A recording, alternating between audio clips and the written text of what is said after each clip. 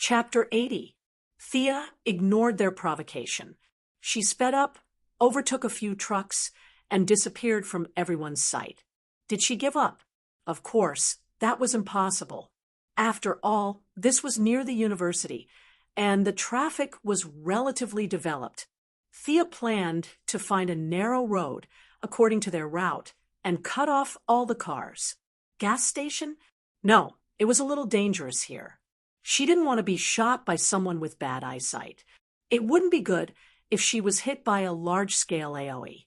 Give up. Crossroads? That was even worse. If she stopped one car, what would happen if the other two cars split up? She didn't know how to use shadow clone technique.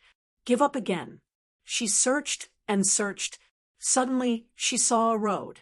The 4-lane road was inexplicably blocked.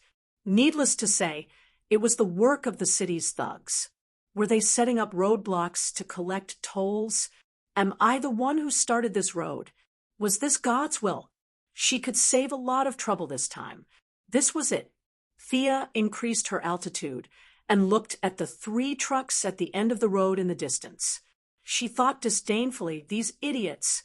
They didn't even send someone to scout if they wanted to take this road. They rushed out in such a hurry. What a bunch of idiots. They don't even know how to spell the word death. In fact, she had wronged them. No one was stupid. Scarecrow was a university professor. He was able to live well under the shadow of Batman, so his IQ was still up. He had ordered his men to check the road before, but after being tortured by Thea for an entire night, they had long forgotten about the order. At this time, the driver in the car was trembling nervously. He felt that he must be the enemy's first target. He was so flustered that he couldn't even differentiate between the accelerator and the brakes. The speed of the car was sometimes fast and sometimes slow. It couldn't be helped. Under such conditions, the death rate of the driver was as high as 90%. At least in the movies, the enemy's target was the driver of the first car. The rest of the people didn't feel so much pressure, but they still held their rifles and were ready to fight the enemy at any time. Just as the driver of the first car was wondering if an arrow would fly towards his eye socket or a rocket would blow him up into the sky, he saw that someone had set up a roadblock in front of him. A man with a big beard waved at him fiercely and waved at him to stop. Who was this?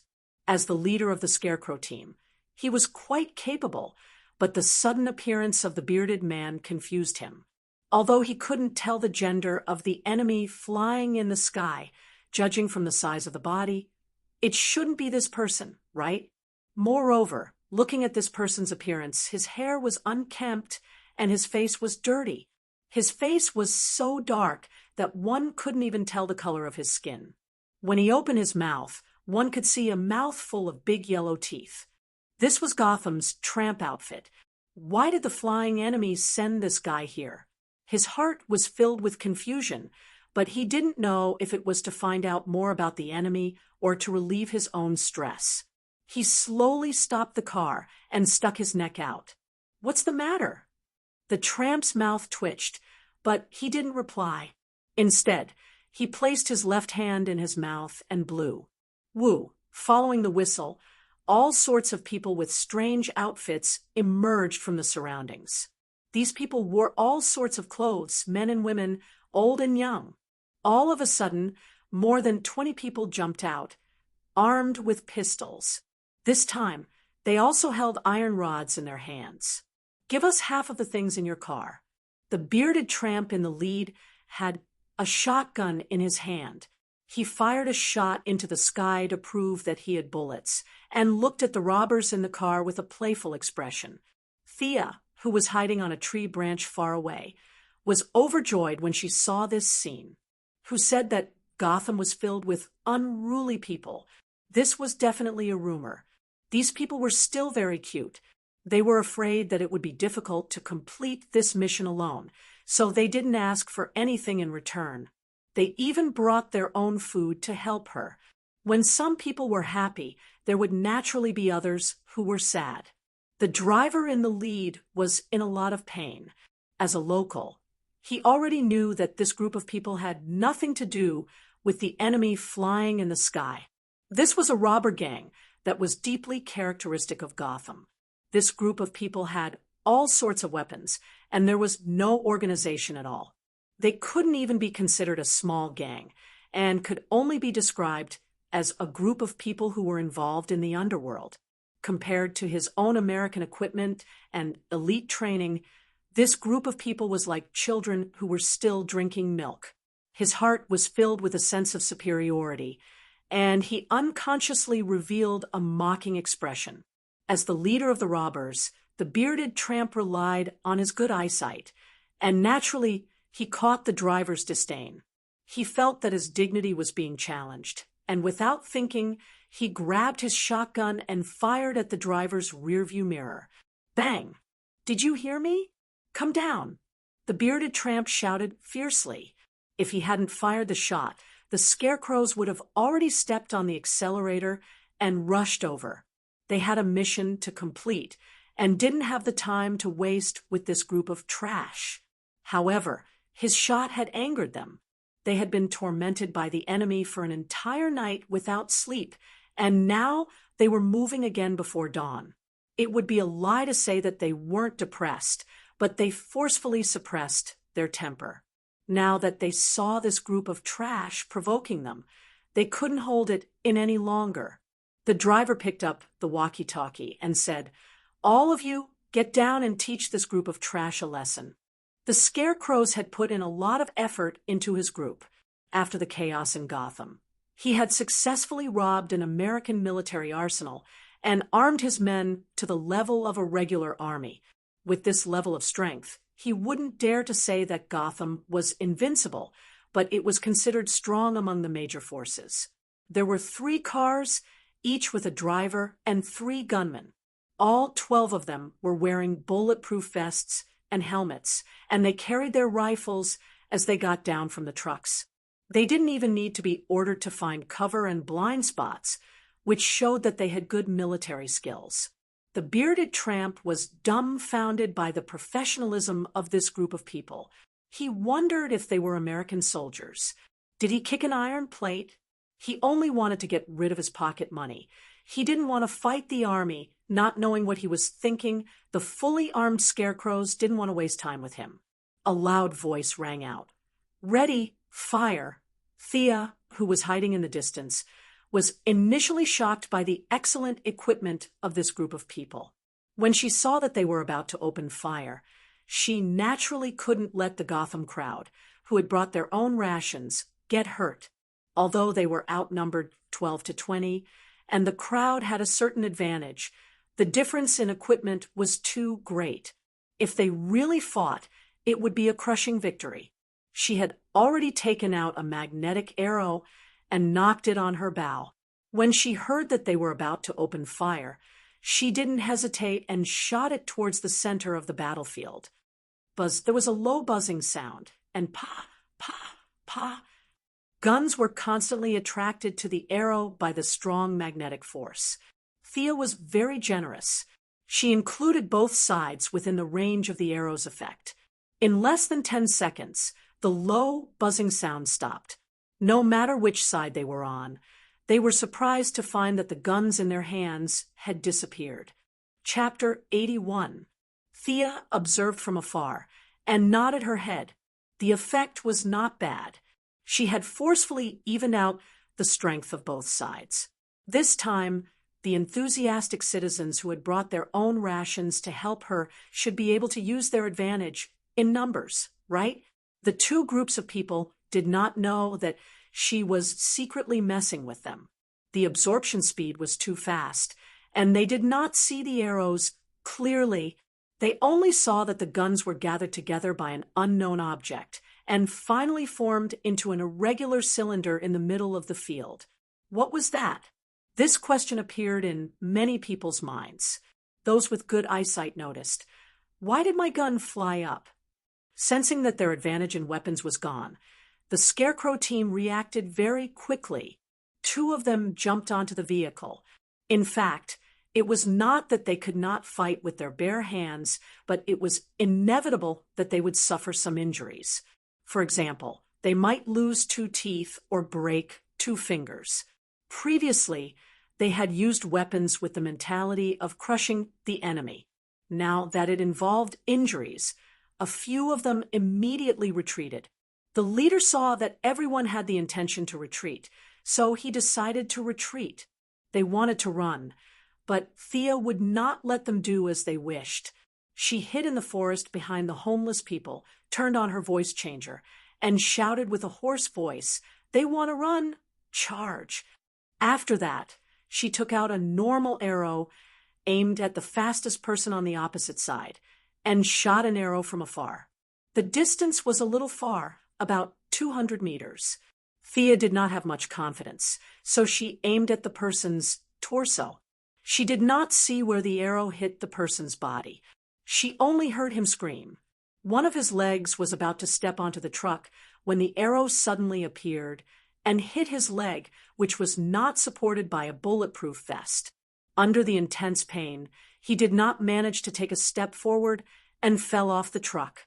There were still a few people in the Scarecrow team who understood. They realized that something was wrong and quickly called for a few people to get on the truck. However, they forgot the nature of the Gotham citizens, and that was madness. They were the so-called people who would get excited at the sight of blood. They were all violent and had a bit of the demeanor of the orcs. The hot-blooded citizens were already trembling in fear and were ready to scatter and flee. Thea's unexpected intervention had restored their morale. When they saw an unlucky person fall from the sky, the remaining people turned around and fled instead of seeking revenge. The hot-blooded citizens felt that the enemies in front of them were only SOSO. Why were they running? They were obviously afraid of them. Most of the weapons they brought out were cold weapons like water pipes, baseball bats, and the like. There were very few firearms, so Thea's magnetic arrows didn't have much effect on them. Seeing that the enemy had no weapons and was preparing to escape, a few rough men who were like reincarnated ghosts rushed forward while cursing. The Scarecrows, who had the intention to retreat, couldn't take it anymore when they saw the fists and clubs right in front of them. It wasn't like they couldn't beat them. Since they were so stubborn about wanting to die, they would fulfill their wishes.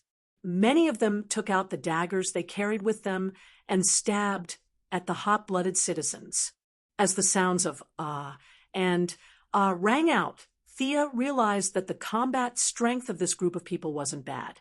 She might not be able to take down these 11 people with her bare hands. Yes, there were only 11 people left. The person who was shot by her earlier was panting on the ground. She wasn't sure if he had suffered a second injury from the fall. This wouldn't do. The 11 people, with amazing combat strength and great teamwork, had already taken down the 2 hobos who were charging at the front.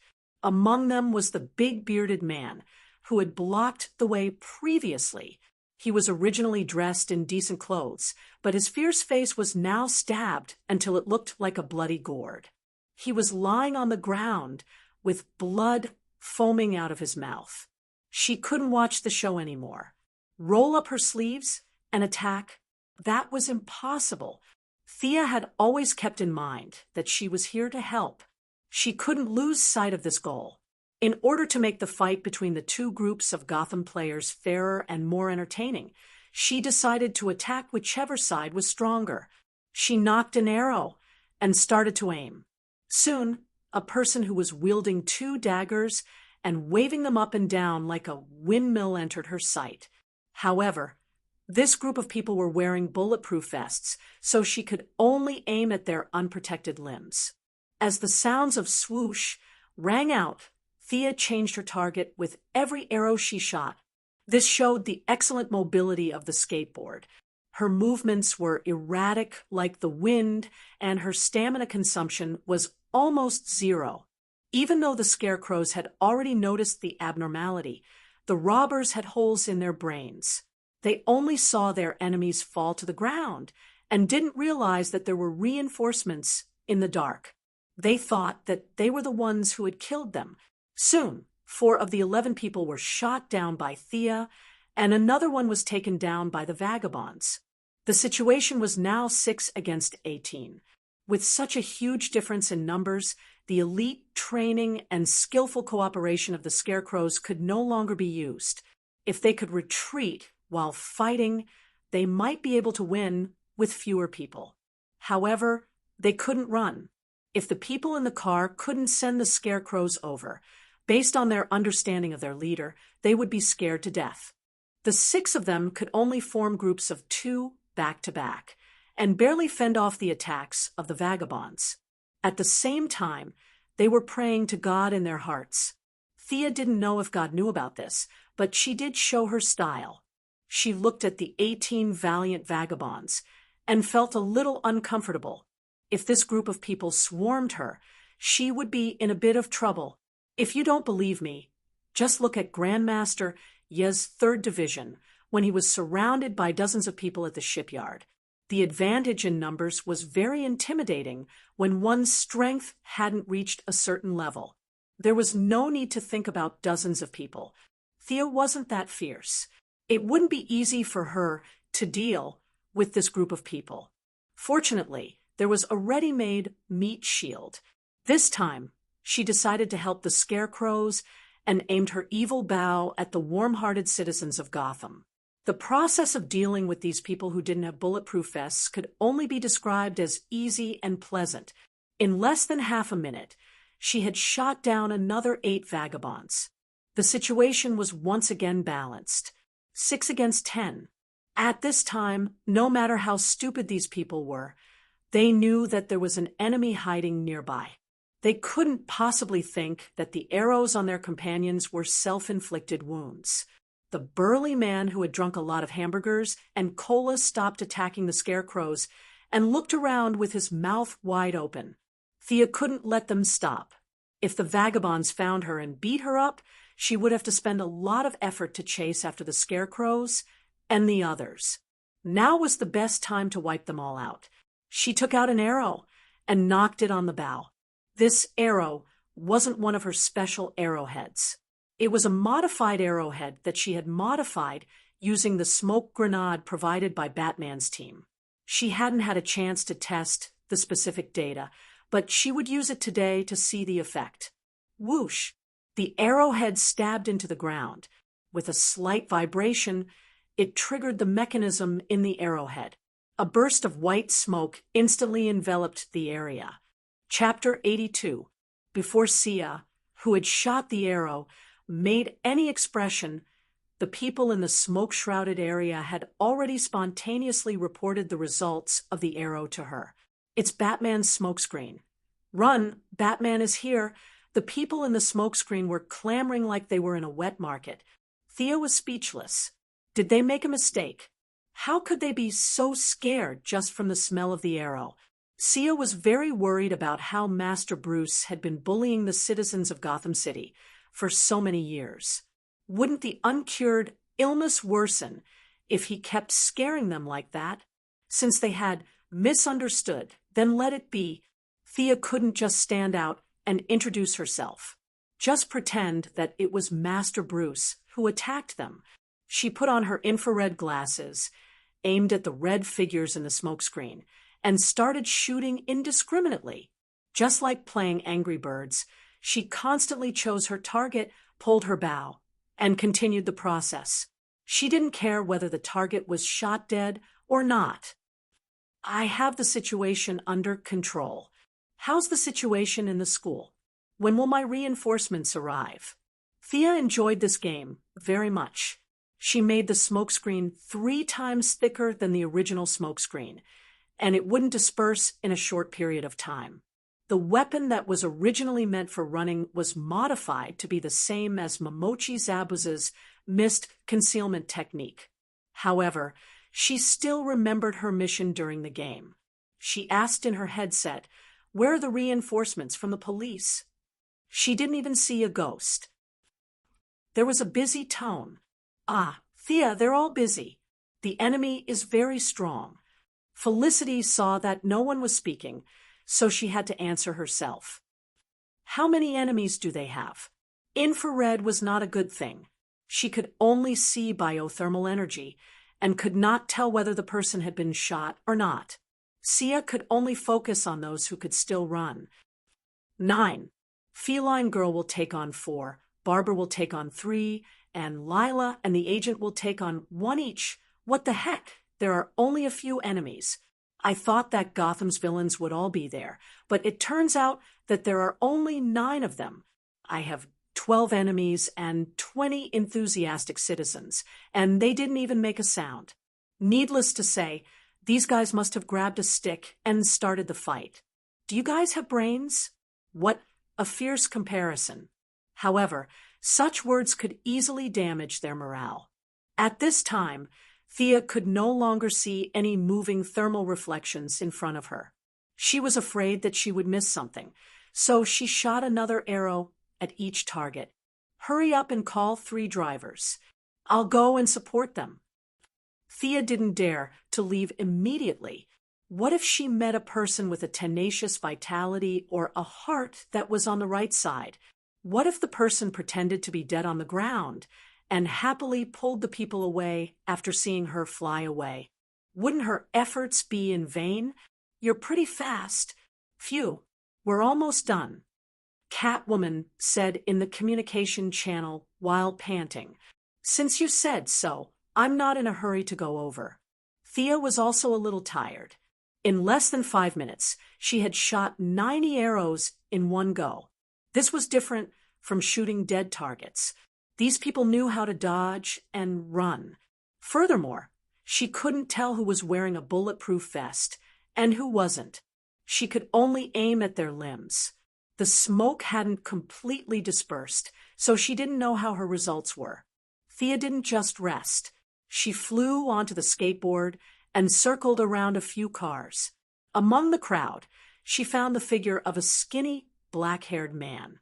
Hey guys, I saw Robin. He's sleeping very soundly. That's great. Thank you, Thea. Barbara was relieved when she heard that her boyfriend was fine. She was in a good mood, and her potential was unleashed. She finished off an opponent in a few punches and kicks. Just as Thea was thinking about whether to wake Robin up or tie him to the skateboard while unconscious, the Gotham police arrived.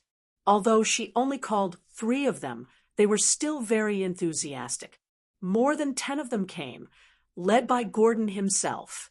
They were all wearing GCPD bulletproof vests and carrying submachine guns. As the smoke gradually dispersed, the tragic scene appeared in front of everyone's eyes. The originally black asphalt road was now stained red with blood. More than 30 people were lying on the road that was less than 100 meters long. They were all wearing military uniforms and had pieces of cloth hanging from their necks. There were all kinds of people, but they all had one thing in common. They were all pierced with arrows. Some had 3 or 4 arrows, while the others had at least 2. The entire area didn't look like a modern road. It looked like they had returned to an ancient battlefield where a group of English longbowmen had shot a rain of arrows across the distance of time. Many people were nailed to the ground by Thea's 4 limbs. Their hands and feet were nailed to the ground. Originally, this wasn't a big deal.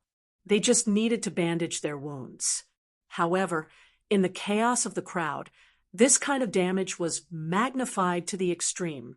Many people were pinned to the ground by arrows. After being pushed and shoved by the crowd, the metal arrowheads cut off their hands and feet. What wasn't a serious injury became a crippling wound. Ugh.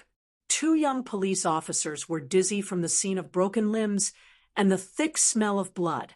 They ran to the side and vomited under the sympathetic gaze of their companions. Gordon was not as ignorant as the young man. When he was young, he had served in the military and fought in wars, and he had seen worse than this. However, after so many years at Gotham, he had not seen such a large-scale bloodbath before, and he was disgusted by it. Just as he was about to order his subordinates to check if there were any survivors, He unexpectedly found that these people were all injured in their limbs. This made him feel that this lady was really a good person. The scene was so tragic, but there wasn't a single person who died. As for the missing limbs, this was a problem for the disabled to consider. The police chief didn't need to worry about it. These people were all bad people. If they were disabled, it would only be good for society. If he couldn't bear to see them like this, he could organize the police department to donate more money to the Disabled Association. Cuff them all. Gordon waved his hand and ordered his subordinates to clean up the mess. Chief, this person has no arms. We can't cuff them. One of the police officers looked at the disabled person in front of him and realized that the problem he encountered was not taught in the police academy. This criminal had no arms. What should he do? He could only ask for help from the old chief, who was known as the Evergreen of Gotham. The old chief had a lot of experience. Cuff them together with the others who are missing arms. We can't lose both arms, right? Good idea. A few of the police officers who encountered the same problem but didn't dare to say anything were impressed by the courage of their companions. They cuffed the disabled people together in pairs. Chief, I'll leave this to you. I'll go over there to help. Thea informed Gordon and hurriedly flew to the school campus. She still wanted to settle the score with the Scarecrow. She wouldn't let anyone go, but this guy must die. Did she do all this alone? Seems like it. She's really vicious. The police officers didn't recognize Thea. Moreover, she was wearing a mask and had a voice changer on. When they saw her flying away with a murderous aura, their faces were a little pale. This scene looked like it was done by 10 people. One person could do so much damage. How vicious was this person usually? Chapter 83. Thea flew back to Gotham University like a gust of wind, completely unaware that she had earned herself a vicious reputation in the GCPD. Catwoman did not lie when she entered the campus. The battle had ended. As there were too many civilians, the Heaven's Eye Society's military helicopters could only intimidate them. They did not dare to shoot at the unconscious civilians, so the scale of the firefight was not large. At least, it was more peaceful than the bloodbath on Thea's side. From time to time, she could see a few police officers carrying spray cans spraying some spray into the air to neutralize the nerve gas released by the Scarecrow. She rushed into the command vehicle. Lara was not in the vehicle. Catwoman and Barbara were resting on the side, while Felicity was resting on the table. She did not say anything when she saw Thea coming in. She just waved her hand listlessly. Did you find the Scarecrow? Thea knew that they probably did not catch the Scarecrow, but she did not give up and asked, I didn't see it. It probably ran away. In fact, Barbara had never recovered to her peak condition. This time, she had been forced to fight because of various moral and collective beliefs. Although she only had 3 opponents, it was extremely difficult for her to fight. There was a cut on each of her shoulders and arms. Although it had been bandaged, one could still see that blood was constantly seeping out, which showed how deep the wound was. After answering Thea's question, she asked another question that concerned her the most. Robin didn't come back with you? Don't worry, I came back first. They will be here soon. Director Gordon is keeping an eye on them. Even if the old director was not satisfied with his son-in-law, he would not kill him while he was unconscious, right? Hearing that her boyfriend was by her father's side, Barbara was completely relieved. She nodded and did not say anything else. Thea moved closer to Catwoman and said softly, Hey, what have you been busy with recently? Primitive accumulation of capital, Catwoman said elegantly. His words sound so different from the rest. It seems like I'm not the only one who has designs on Gotham's rich families. Just as I was about to find someone like him to discuss which targets are easier to target and which won't reduce my reputation in the hero faction, 3 trucks slowly drove into the school. It was a little inappropriate to talk about this topic now. Sia patted the absent-minded Barbara and said, "Robin should be back. Let's go and take a look." Hearing this, Barbara wiped her face and subconsciously walked out. Catwoman hurried over to support her. She didn't want her to fall and get seriously injured while walking. When they're done, let them come to the command car for a meeting. Thea called out from afar. She didn't want to go down. The school compound was sprayed with some unknown mist again. The smell was mixed with the original poisonous gas, and it was extremely unpleasant. Catwoman supported Barbara and acted out a 1,000-meter search for their husband. Well, it wasn't far. The two of them didn't walk far before they saw Robin, who had barely regained consciousness, sitting on the ground in a daze. The usually capable young man was sitting there in a daze. His physique was stronger than the girl's, and Director Gordon was the first to inject him with the antidote. He could be said to be the first to wake up other than the few people Thea saved, although he didn't want to be the first to embarrass himself. When he saw Barbara rush over, he subconsciously hugged her. When he heard his girlfriend describe the bizarre events of the night, he felt ashamed. He didn't do anything, and instead became a burden. This made him, who had a strong self-esteem, a little unable to accept it. Catwoman saw the two of them together, and naturally, she couldn't go up to them. After all, she was related to Batman, and could be considered half a master's wife, and an elder. If they were to do anything intimate, it would be inappropriate for her to see it. It was better to stay away. At this moment, she saw two police officers carrying a guy with 3 arrows stuck in his body out of the car. Oh, this must be Thea's doing, right? Although she had never seen her seriously shoot an arrow, she was the only person in the entire world who used a bow in a fight, let alone Gotham. Since she had nothing to do, she might as well take a look at her results. The clothes of the wounded were very familiar. It was the standard bulletproof vest and helmet of the Scarecrow team.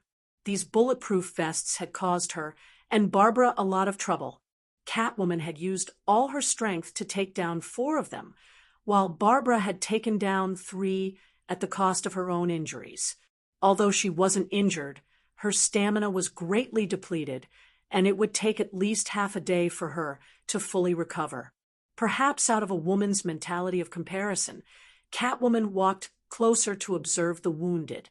When she saw that they were all shot in their limbs, she was secretly pleased. It seemed that Thea was also tormented by these people's defensive capabilities. However, her archery skills were indeed good. Catwoman looked at the wounds on a few people. These weren't the high-tech arrowheads from before. This was pure archery. Her long-range attacks were a little weak. Could she learn it? Catwoman quickly gave up on the idea. Her fighting style had already been formed, and learning archery wouldn't help her much. Moreover, she didn't know how to shoot an arrow. In theory, Batman should know how to shoot, but she had never seen him use a bow before. She didn't even know who to look for if she wanted to learn. At first, Catwoman crossed her arms and looked at the police officers carrying the wounded down. Soon, her expression changed from calmness to surprise, and finally to thunder. How did she take down so many enemies alone? At this time, there were already 30 wounded people on the ground. Without exception, they were all shot by arrows. The most were 4 or 5 arrows, while the least were 2 or 3 arrows. From afar, it seemed that the ancient drama team had just finished filming a war scene, and the extras were lying on the ground. In fact, there were already police officers on the truck ready to pull out the arrows. However, when Thea designed the arrows, she only considered how difficult it would be for the wound to heal and how it would bleed nonstop. She didn't consider the problem of treatment afterwards. Therefore, all her arrows had barbs. It was fine if the arrows were not pulled out, but if the arrows were forcefully removed, the consequences would be fatal. An unlucky police officer encountered such a situation. The wound that was originally the size of a finger was forcefully pulled out, and it became a hole as thick as an arm. Blood gushed out like a fountain. Fortunately, Gotham Police Academy's teaching was excellent. Using the little first aid knowledge he had learned, he found a rag to plug the wound. Only then did he barely keep the criminal alive. This scene was seen by many people. The other police officers didn't dare to pull out the arrow. If they didn't pull it out, they would still be alive. If they pulled it out, who would be responsible for the death? Although the police officers had a quota of not being guilty of killing a few people every year, they didn't want to waste it here. Anyway, the arrow wasn't stuck in their bodies, so they just carried it with them. Helpless, the police officers transported this group of people who were suspected to be extras from Humjian Studios back to the campsite. They laid them out on the ground and prepared to find paramedics to help this group of people. Chapter 84. The medical staff from the police station had been scattered during the city riot.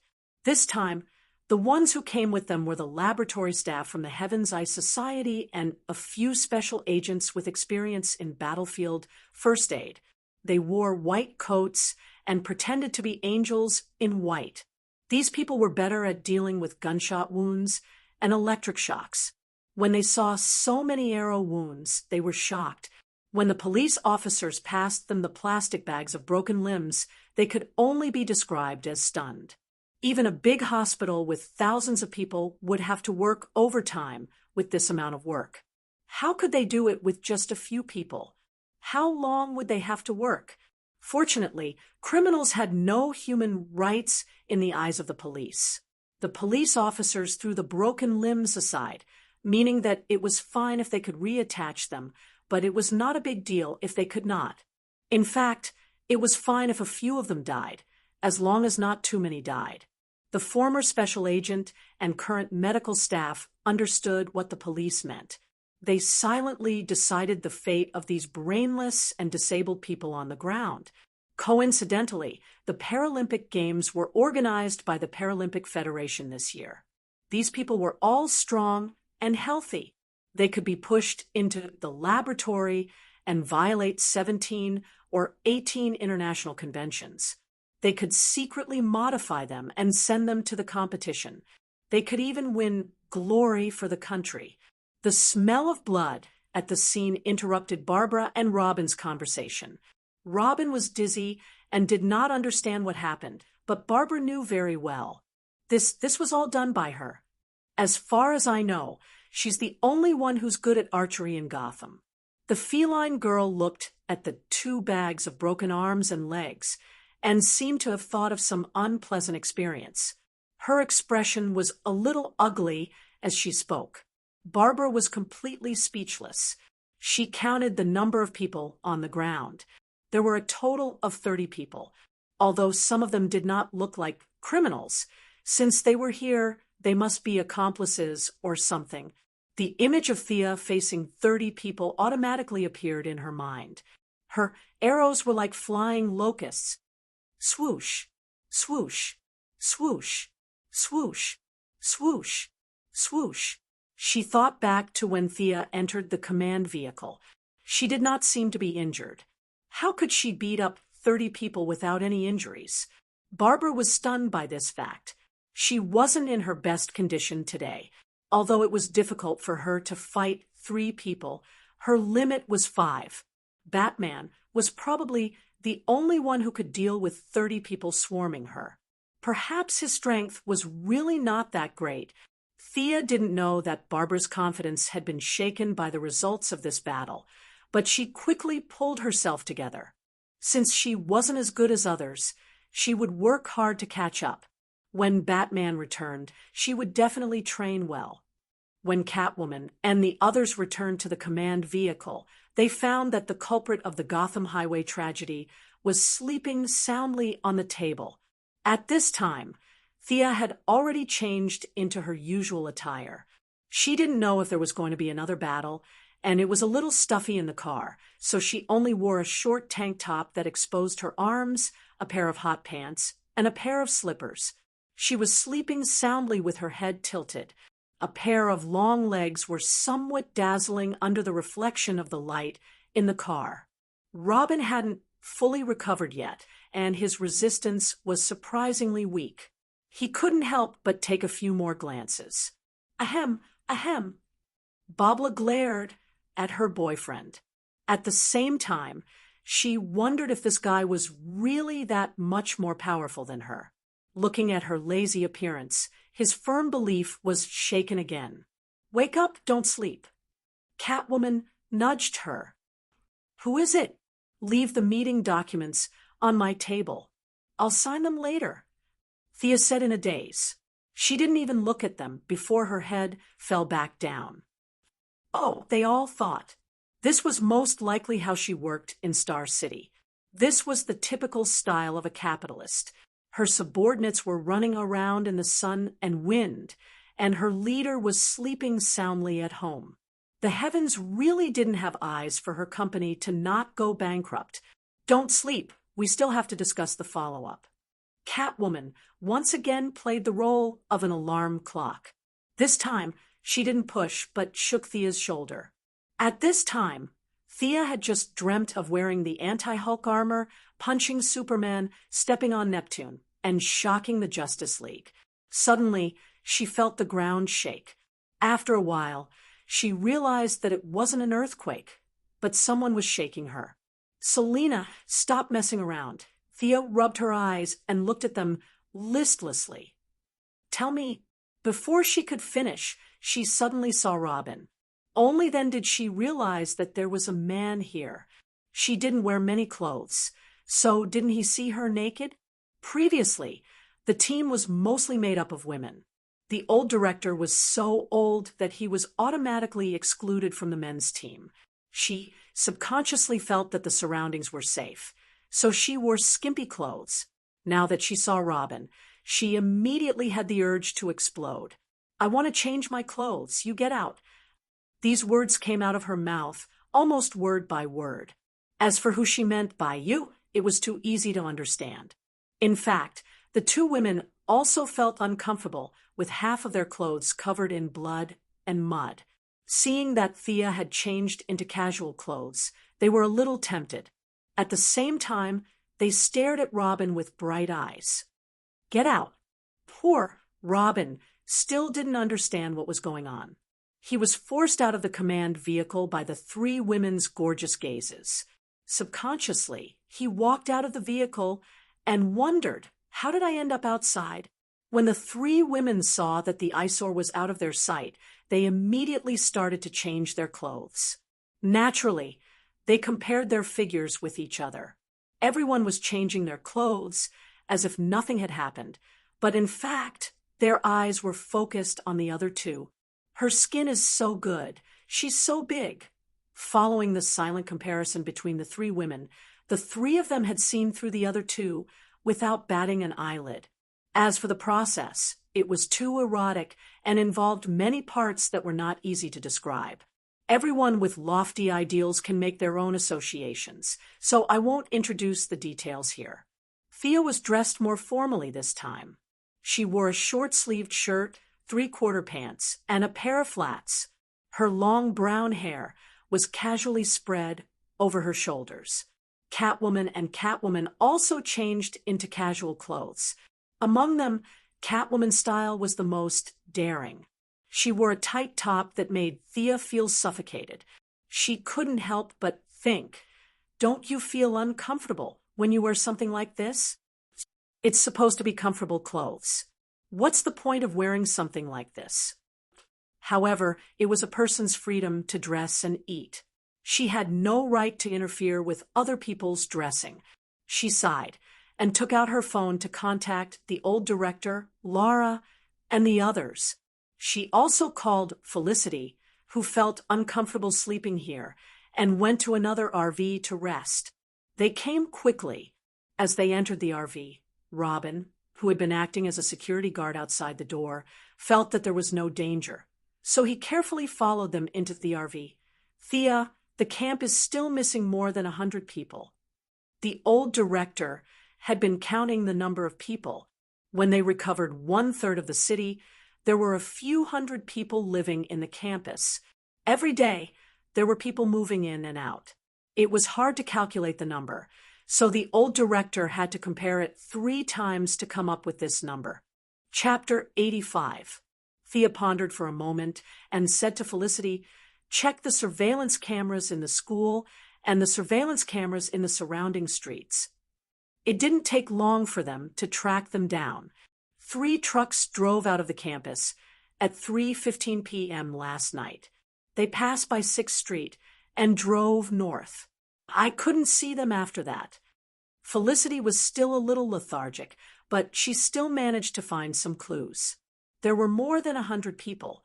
Thea rubbed her head. She wanted to tell them to just let them take them away. Maybe they invited them to dinner, but how could that be possible?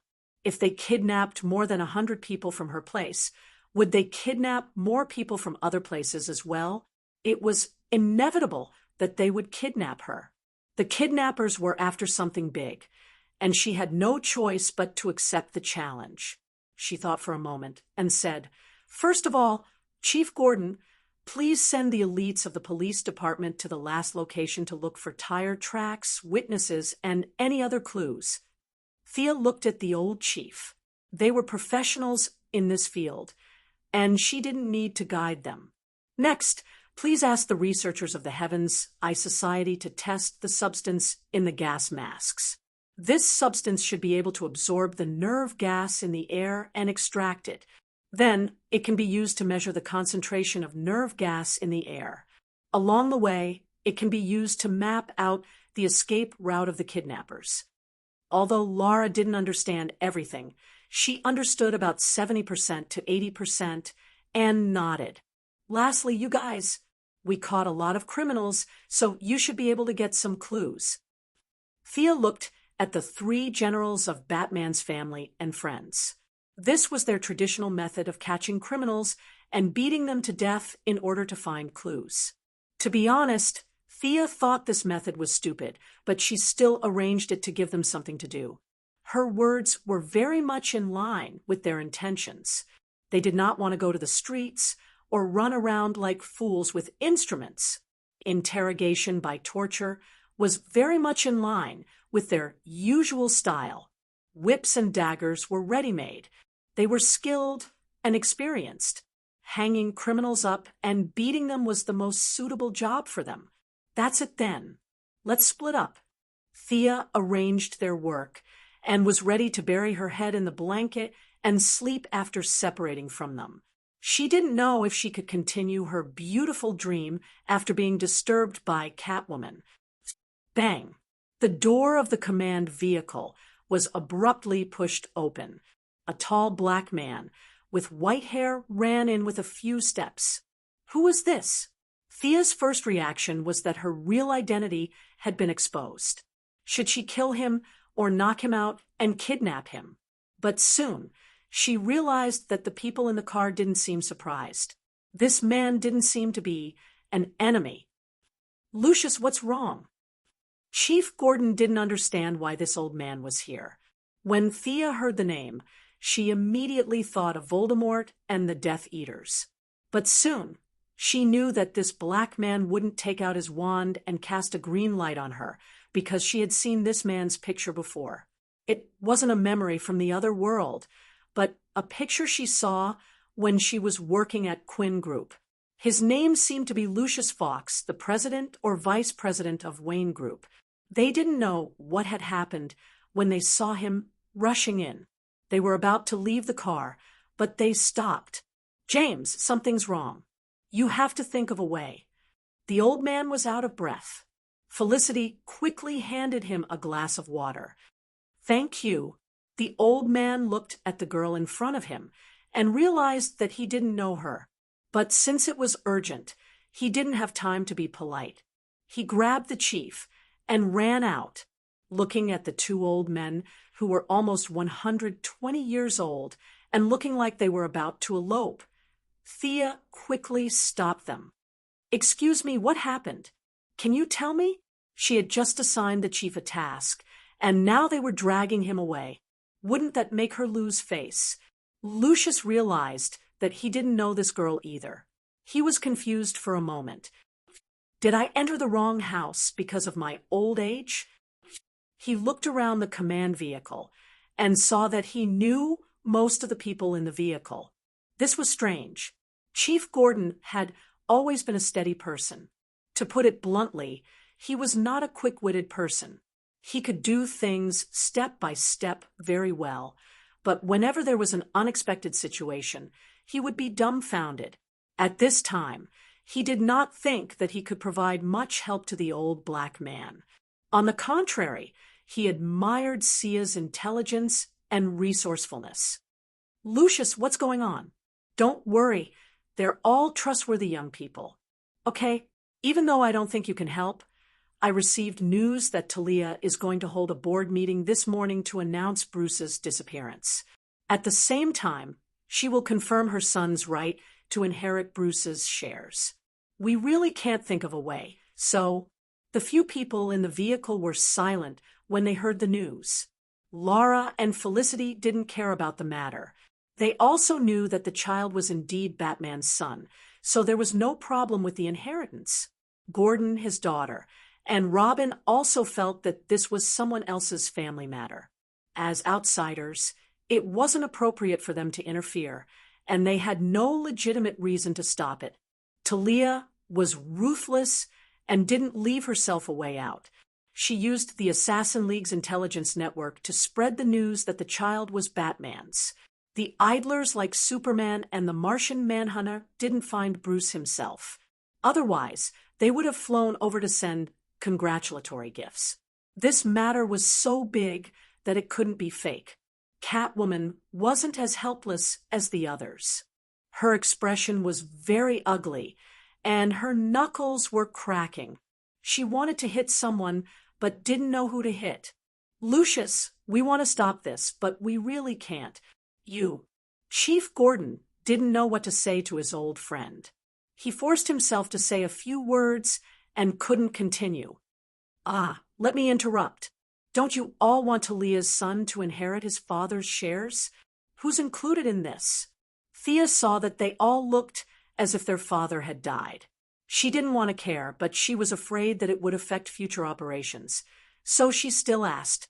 Lucius also knew that Talia's move was very vicious and almost incurable. He came to Gordon with the intention of making a last-ditch effort. But in the face of Thea's question, he replied, "Me and Alfred. Also, Selina will oppose it too." Catwoman would definitely oppose it. She couldn't wait to kill them with a big knife. This hatred was greater than the sky and deeper than the sea. Although she wasn't with Batman for money, she couldn't suppress her anger when she thought of a pile of money that originally belonged to her floating before her eyes and falling into someone else's pocket. Although Barbara didn't get along with her, she also made her position clear. Oppose. She took the lead in opposing, and Robin also changed from being neutral to opposing. I'm against it too, but our opposition is useless. Gordon also expressed his support for his old friend. Chapter 86. Since all of you are against it, what if Mr. Bruce comes back and agrees?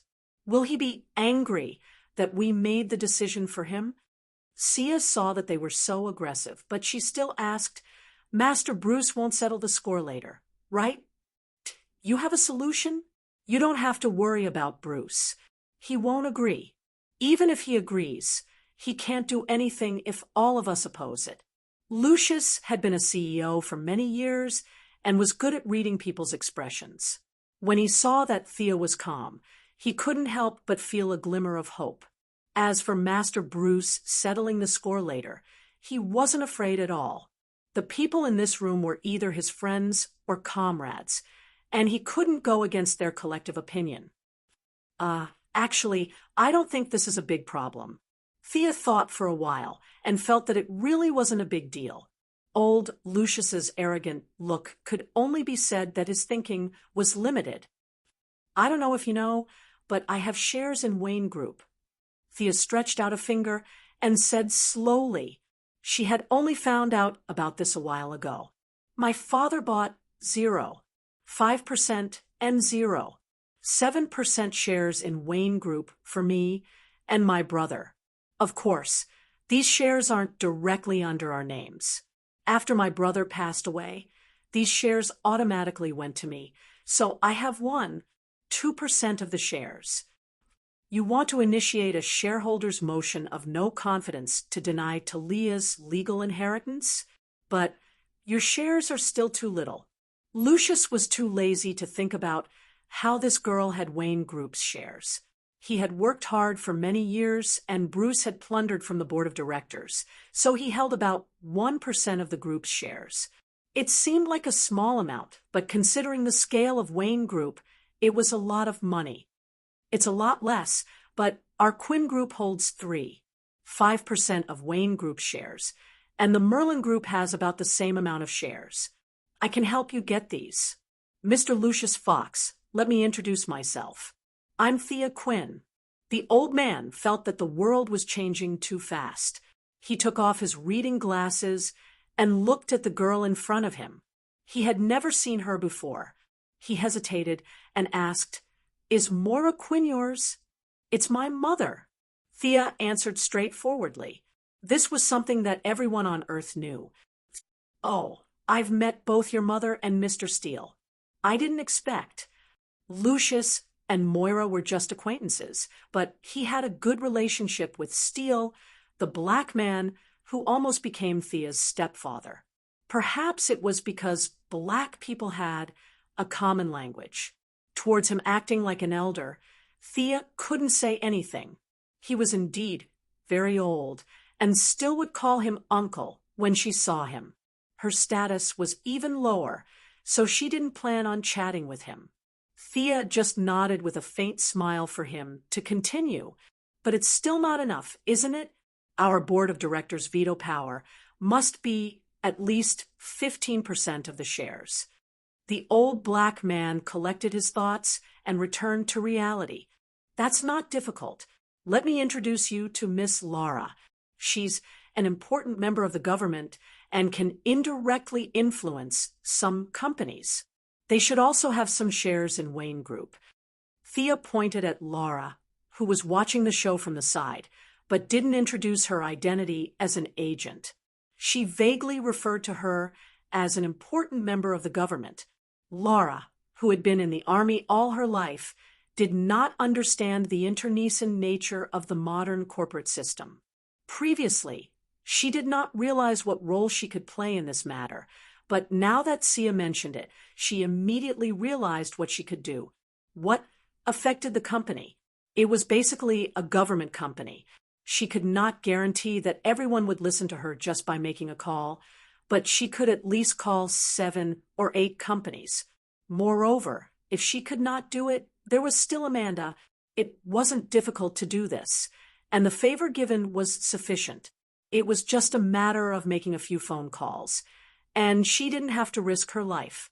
This was very much in line with her current mission of providing charcoal in snowy weather.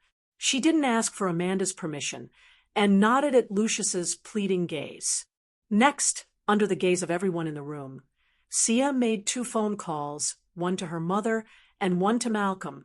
Although the 2 of them were a little confused, they did not waste any time and gave her the phone numbers of a few Wayne shareholders, telling her that she was one of them and that she could contact them without worry. Laura was even faster.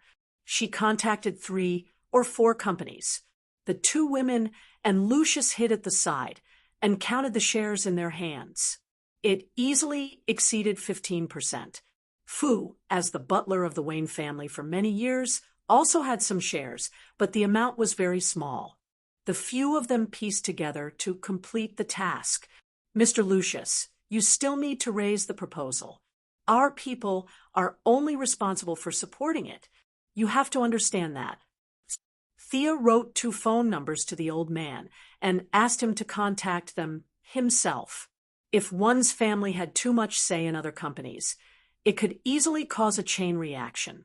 This was a problem with the rules of the game. Destroying this foundation could easily lead to other people's imaginations. Was the Quinn family trying to increase their right to speak? Was it a hostile takeover? This was something that Thea didn't want to see. I understand. The old man still understood this point. After all, he hadn't been eating rice for so many years for nothing. Thea sent away Lucius, who had come in a hurry, and left with light steps, with a look that said, "I'm here to die, so you can go."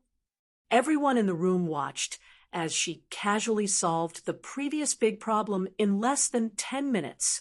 Everyone looked at her as if they were looking at a rich person. "Why are you looking at me? Isn't this normal? Our national situation is like this. Mr. Bruce also has shares in our Quinn group. Don't just stand there. Get to work." Thea was annoyed by their stares and quickly reminded them that there were still citizens in the hands of criminals waiting for them to rescue them. Only then did they disperse and go about their own business. Catwoman was extremely agitated and was even more certain that she had to work hard. After this incident, she would have to work overtime to accumulate wealth. Robin hugged his girlfriend and walked to a place where no one was around. He was still muttering softly, "How much money do you think she has?" "Definitely richer than you." Barbara returned to the campus and had already taken out her equipment. She picked up the whip and waved it a few times. She was ready to vent her frustration when the criminal didn't speak. Thea didn't know that her friends were hurt by her flaunting of wealth. She ordered Felicity to control the drone to search for clues while she calmly ran to the RV to rest. During lunch that day, the few of them gathered again. Of course, it wasn't for a meal, but to summarize the information from various aspects. Old Gordon, who had been promoted from captain to intelligence team leader, summarized the information that they had gathered. There are missing people in every city. The exact number is hard to calculate, but their base didn't hide it. Director Gordon took out a map and pointed at a place on the map. It was here. The few Gotham locals in the room gasped. Thea, who didn't know the inside story, asked the question of the foreign support team. "Your map is white, and there's no name on it. How do we know where this is? Please explain." "This is Arkham Asylum." Chapter 87. Even Thea and Laura, who weren't locals, were shocked when they heard the name. It would be an exaggeration to say that the name resounded throughout the multiverse, but it definitely shocked the entire Americas. Arkham Asylum. Just listen to the name. This wasn't a result that was created by people who hadn't gone mad yet or had already gone mad. This was a place of no return that was created using their brains and lives. As the landmark of Gotham, Arkham Asylum and Blackgate Prison were the top choice for youths who wanted to join the mafia. If a promising young man could get a release certificate from Blackgate Prison and a stable condition notice from Arkham Asylum's mental health committee, then this person would be able to apply for a job at Penguin Man or one of the 5 major crime families in the city.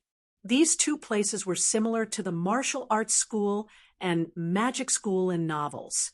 Blackgate Prison was responsible for all kinds of combat training, while Arkham was responsible for all kinds of spiritual guidance. For most of the Americans, Blackgate Prison's teachings were child's play. Arkham was the real place to be reborn. Now that they suddenly heard that a large group of criminals had gathered in such a terrifying place and had captured countless citizens to undergo some kind of mental or physical transformation, this bad news gave Thea a headache. Seeing Barbara, who was always keen on giving advice, frowning, Thea knew that they were more or less afraid. Yes, the Golden Thigh Batman wasn't here, and these small accounts heard that they were going to go straight from a 5-man dungeon to a group dungeon. Not only were they afraid, even Thea herself was feeling a little guilty. However, she was still the leader who had fallen into her lap, so she couldn't let them down. At times like this, her old comrade was more reliable. She ordered Felicity, send out the drone and scout. Also, send the real-time interface to this car. Felicity replied with an "oh" and went to do her work. Looking at her optimistic attitude, it was unclear whether Arkham had little effect on her or she was just naturally bold. Director, do you have a map of Arkham? Let's discuss the attack route. Could they not attack? Of course they could. Thea didn't want to go.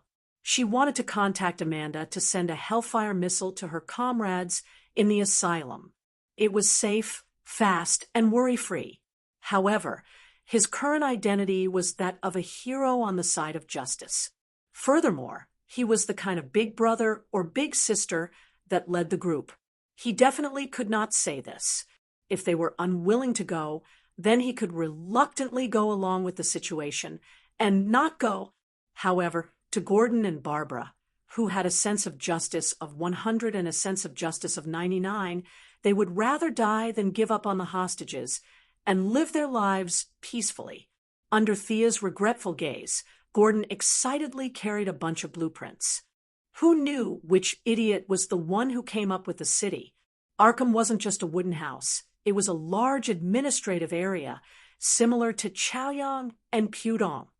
Thea looked at the detailed map of the asylum. This place, which could be called a hospital for the time being, took up a lot of space. It was far larger than a normal hospital. It took up almost 100,000 square meters of space. It was difficult to calculate, but it was around 150,000 to 200,000 square meters. Come and take a look. I'm already outside the asylum. Felicity controlled the drone to fly above the asylum like a remote control plane. The few of them quickly walked to the screen to take a look. This was Thea's first time seeing this famous building. From the outside, it didn't have a hellish atmosphere. Just like all the buildings in Gotham, it was dark, dilapidated, old, and had a hysterical restlessness. It's just SOO. Only the simple-minded Felicity could say that. She pursed her lips and skillfully activated her invisibility, thermal imaging, and many other functions. As the drone descended, they gradually saw the situation in the courtyard. It was not an exaggeration to say that it was overcrowded, less than 100 square meters. There were 5 gun-wielding criminals patrolling the area. In less than half a minute, 3 patrol teams had passed by this area. Felicity didn't dare to descend too low. The optical camouflage ensured that most people couldn't see her, but the drone's sound couldn't be hidden. Since they couldn't enter the building, she controlled the drone to fly around the wall outside the courtyard. Fortunately, with the thermal imaging technology, Thea and the others followed closely behind the wall, looking for the best attack point according to the old map.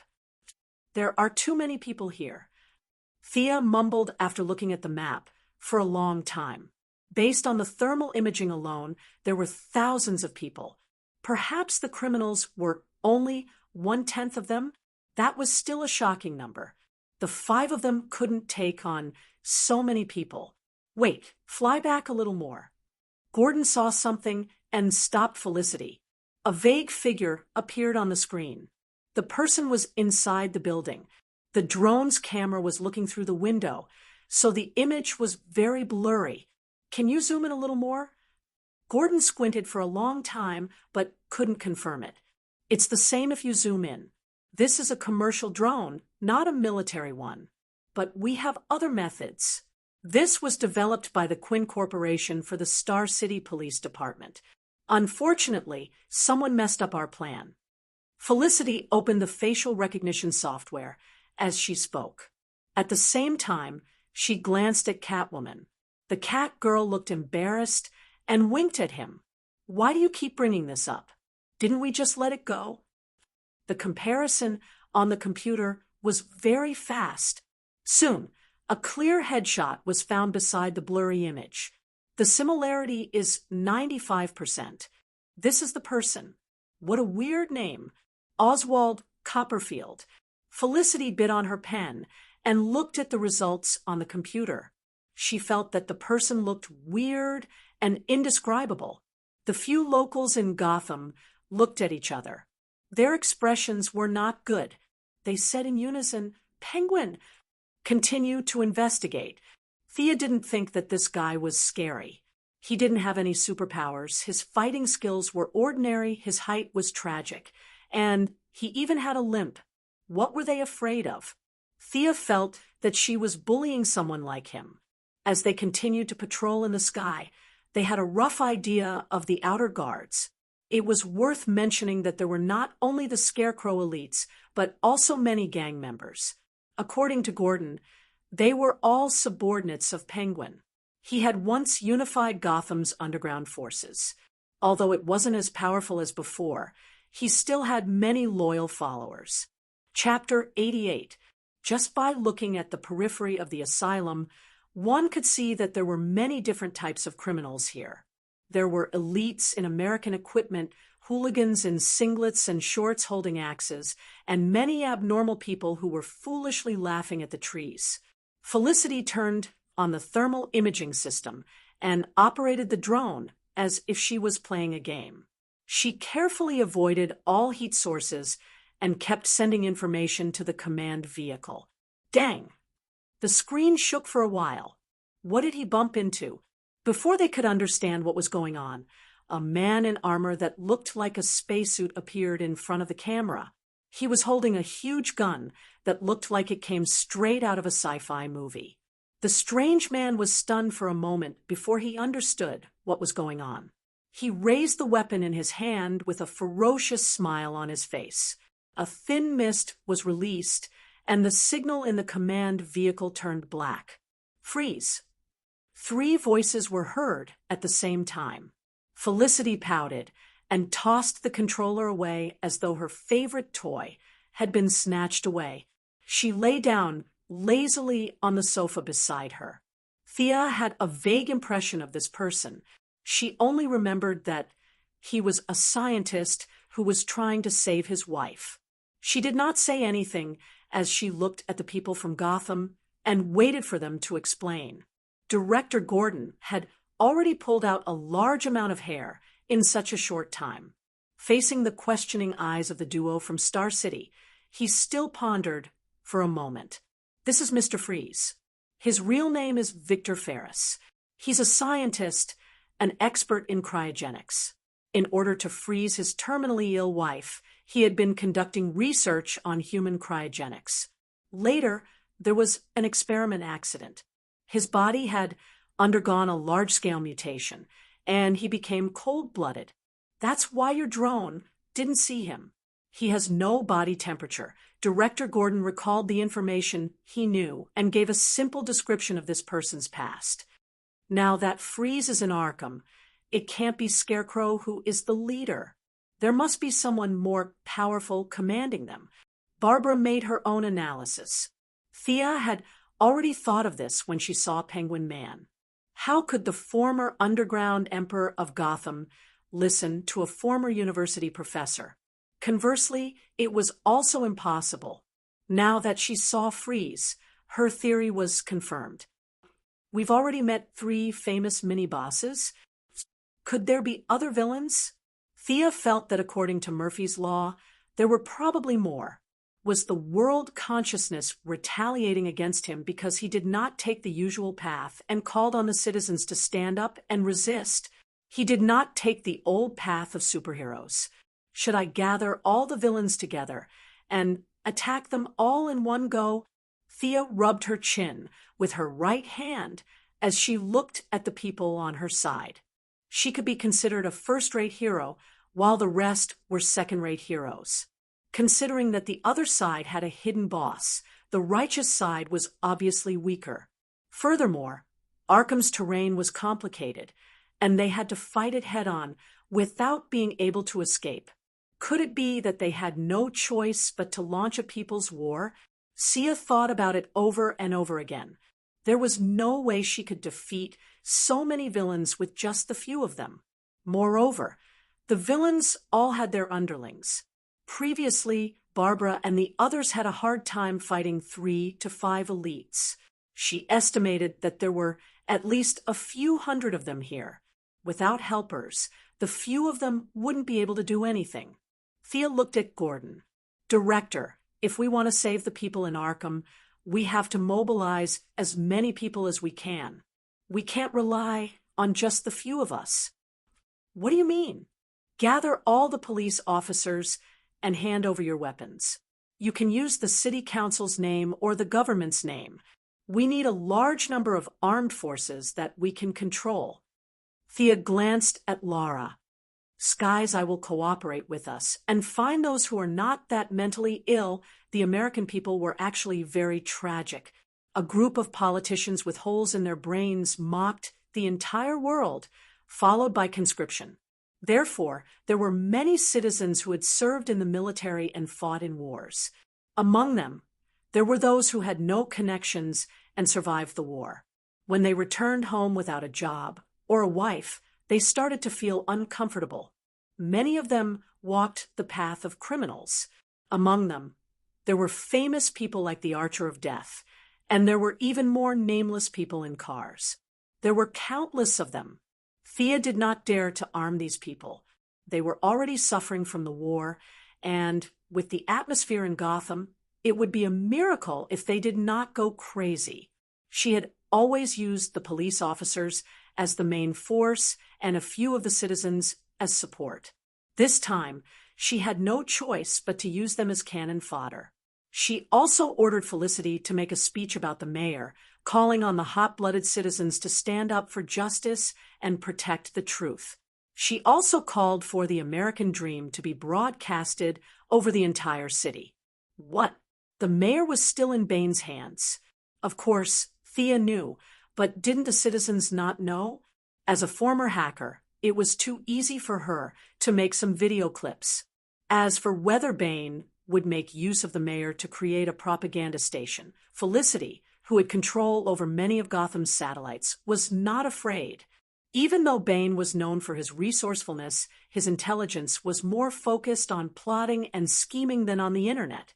Sia believed that Felicity could take on 100 Banes on the internet. They did not have any objections to her bold and false propaganda. After all, the mayor was not a good person. Whether he was killed by Bane or impeached by the Senate, it had nothing to do with them. They could pull as many cannon fodder as they could, but the main force was still a little weak. Thea looked at Batman's friends and family. "Can you find any more allies?" Barbara and Robin were both newbies in the industry, and they were not as fresh as Sia. They both shook their heads, indicating that they only had each other and could not tolerate any outsiders. Catwoman was a little hesitant. "I'll try to find a few friends, but the chances are not high." She was right. If she had friends all over the world, why would she invite Thea from so far away? Most of her friends were used, and almost none of them helped her. Sia nodded. She didn't have much hope for her so-called friends. She didn't have much hope for them. Seeing that the few of them went out to do their own things, Thea and Laura walked to the side. "Miss Laura, thank you for your help. Without your help, I really don't know what to do." Laura could tell that she was just being polite. She smiled and did not say anything, waiting for her to continue. "Does the Skies Eye Society have any technological weapons that can make everyone in Arkham faint, like the poisonous gas last night?" Thea really did not want to rush in and fight head-on. That would be too stupid. Chapter 89. As for Thea's question, Laura really didn't know. First of all, although her rank was high, she was only in charge of administrative work. It was impossible for her to come into contact with the core secrets of the Heaven's Eye Society. Even if she did, it would be through various code names and pronouns. She wouldn't know what she was dealing with. She could only vaguely say, "No, we really don't. We're a kind, conscientious, and responsible government organization. We've never done any research on poison gas or anything against humanity." Thea guessed that Laura wouldn't dare to say anything, so she didn't want to make things difficult for her. "If you don't have one, I can come up with one myself." The two said goodbye, and Thea went to find the researchers of the Heaven's Eye Society. She wanted to see if there were any ready-made weapons that could be modified by her imagination. However, the reality was cruel. Thea busied herself for the whole afternoon, but didn't come up with any results. When the topic of poison gas was brought up, the researchers shook their heads. No matter how Thea tried to reason with them, there was no such thing. However, Thea knew from their expressions that they definitely had it, and it was quite a lot. However, they wouldn't say anything even if they died. Laura said that it was fine even if all the agents were sacrificed, but she didn't say anything about poison gas. Thea was helpless. Since they said they didn't have it, she would assume that they didn't have it. If poison gas didn't work, how about sonic weapons? The few of them studied the outer walls and various partitions of the asylum and came to a conclusion. When it was first built, it was definitely built with sufficient materials. The walls were extremely thick. The C4 that could blow their command vehicle up into the sky might only be able to blow up half of the walls in Arkham. The walls could absorb 90% of the sound waves, unless there was one in every room. However, there were hundreds of rooms here. The cost of a sonic bomb wasn't cheap, so it was unrealistic. Similarly, the magnetic bomb was also abandoned. Smoke bombs could be used, but the space in the room was too big. They would need to make a giant smoke bomb that covered 100,000 square meters. Currently, they didn't have the technology to do so. Thea thought until her head hurt, but she couldn't come up with any good ideas. She went back to her room in a daze and planned to brainstorm them tomorrow. Boom. Bang. Thea had overused her brain and was sleeping soundly without any dreams. Suddenly, she heard the sound of an explosion. Was someone setting off firecrackers? Spring Festival? No. Spring Festival my ass. This is Christmas, all right? Opening his eyes, a vague thought appeared in his mind. Could it be that the enemy is attacking again? Last night, he had tormented himself the entire night. He cursed Chief Gordon in his heart. This lousy place you found is attacked every 2 or 3 days. I really have to hand it to you. He hurriedly put on his uniform and looked out of the window. From time to time, there would be flames. The school had evacuated all the civilians in the afternoon, so there was no chaotic scene. Thea left the room and went outside. All the important people were here. This made her feel more at ease. She was afraid that she would be taken away again. She had to save her teammates every night and sleep during the day. She couldn't live like this. Just as he was about to say that he didn't care who the enemy was, only where the enemy was, he saw Laura Gordon and a few other agents take out their pistols and shoot at the sky. Who are you shooting at? Thea quickly looked up at the sky and saw a purple figure swaying in the sky. From time to time, it would shoot some unknown green substance to the ground. Who is this? Thea's first thought was that it was a small boss from Arkham. After all, looking at its appearance and equipment, it must be a famous guy. Now, everyone was helpless against the enemy in the sky. It was similar to how she went in and out 3 times last night. However, on second thought, it didn't seem right. You came alone without any fear. Aren't you afraid of being surrounded? She was very careful last night. Could it be that Gotham's boss was so fierce? Thea was too lazy to ask for the name.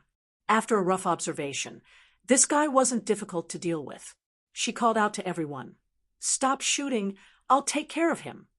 She jumped on the skateboard and flew towards the unknown target in the sky.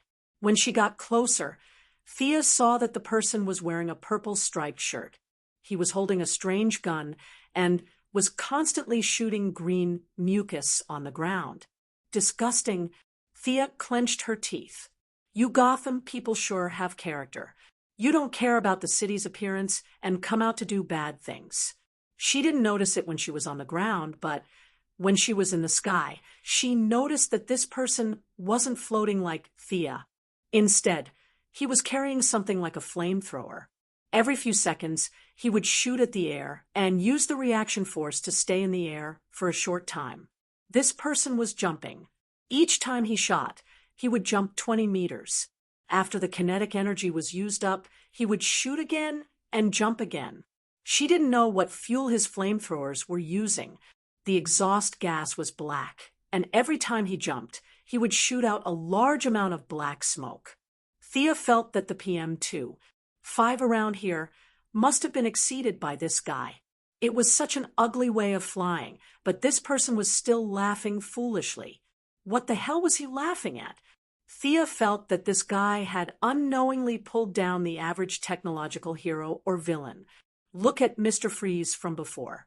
No matter how evil he was and how many people he killed, his equipment was beautiful and sci-fi.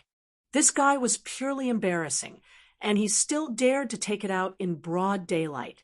She didn't sleep well, and she almost vomited her dinner because of this guy.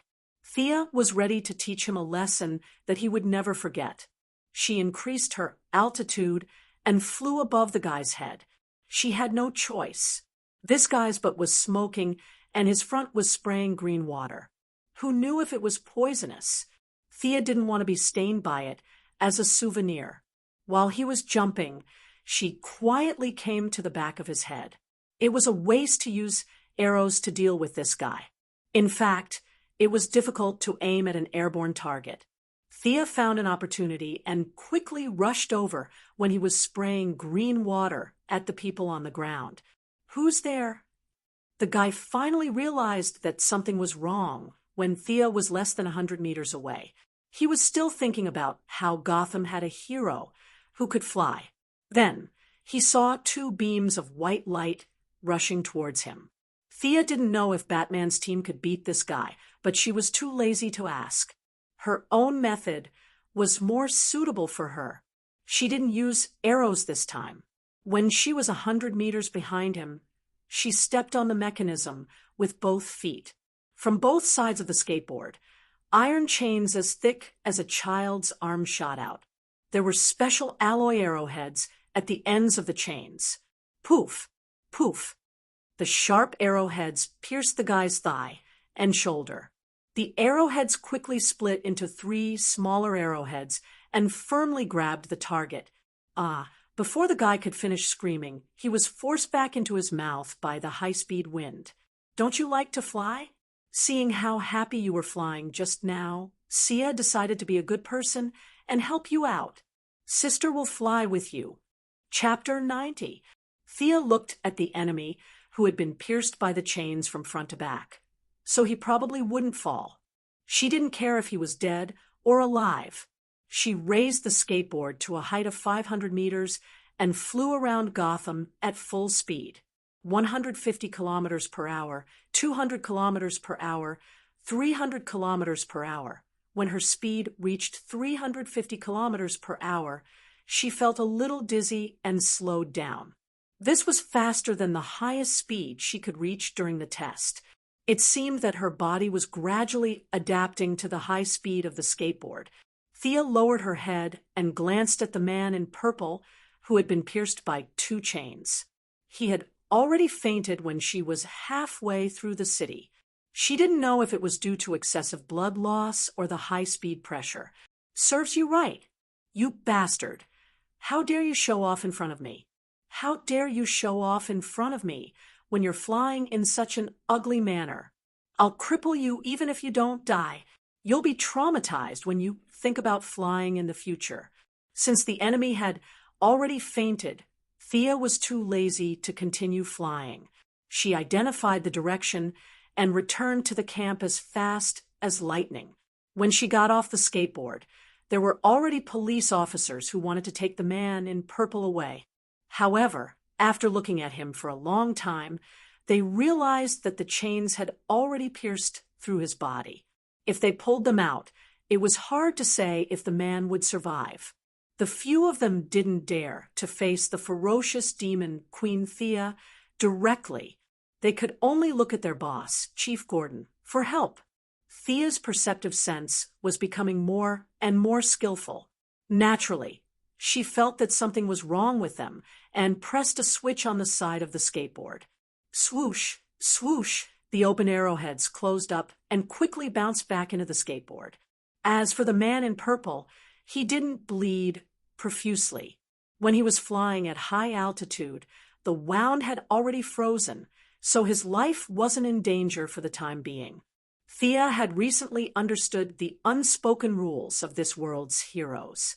Not killing was certain and inevitable, but criminals could be severely injured as long as they didn't die at the time.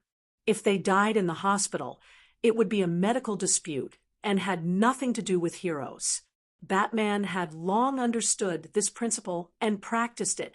However, the Flash, who hadn't appeared yet, was in the category of people who didn't understand it.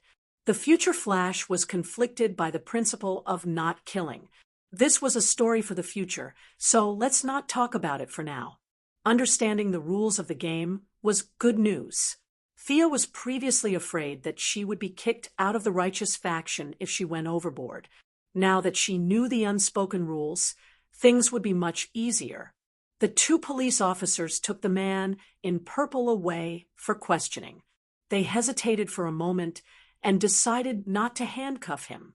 There was a fist-sized hole in the man's thigh, and his bones, muscles, and lymph were all mixed up like a mess of mud. Not to mention whether he could run away or not, whether he could walk normally in the future was a big question mark. The few of them prepared to take a look at the confession. Perhaps this guy would have some information about Arkham. Thea was not sleepy at the moment, so she followed them in. Speaking of which, who is this guy? After walking for a while, Thea realized that no one was talking. She casually asked a question with the intention of chatting. Everyone was speechless. You don't even know him? You flew for half an hour with such deep hatred, and you don't even know who he is? As the former team leader, and now the deputy team leader, Director Gordon quickly explained. His name is Drury Walker. His code name is Killer Moth. He's a millionaire.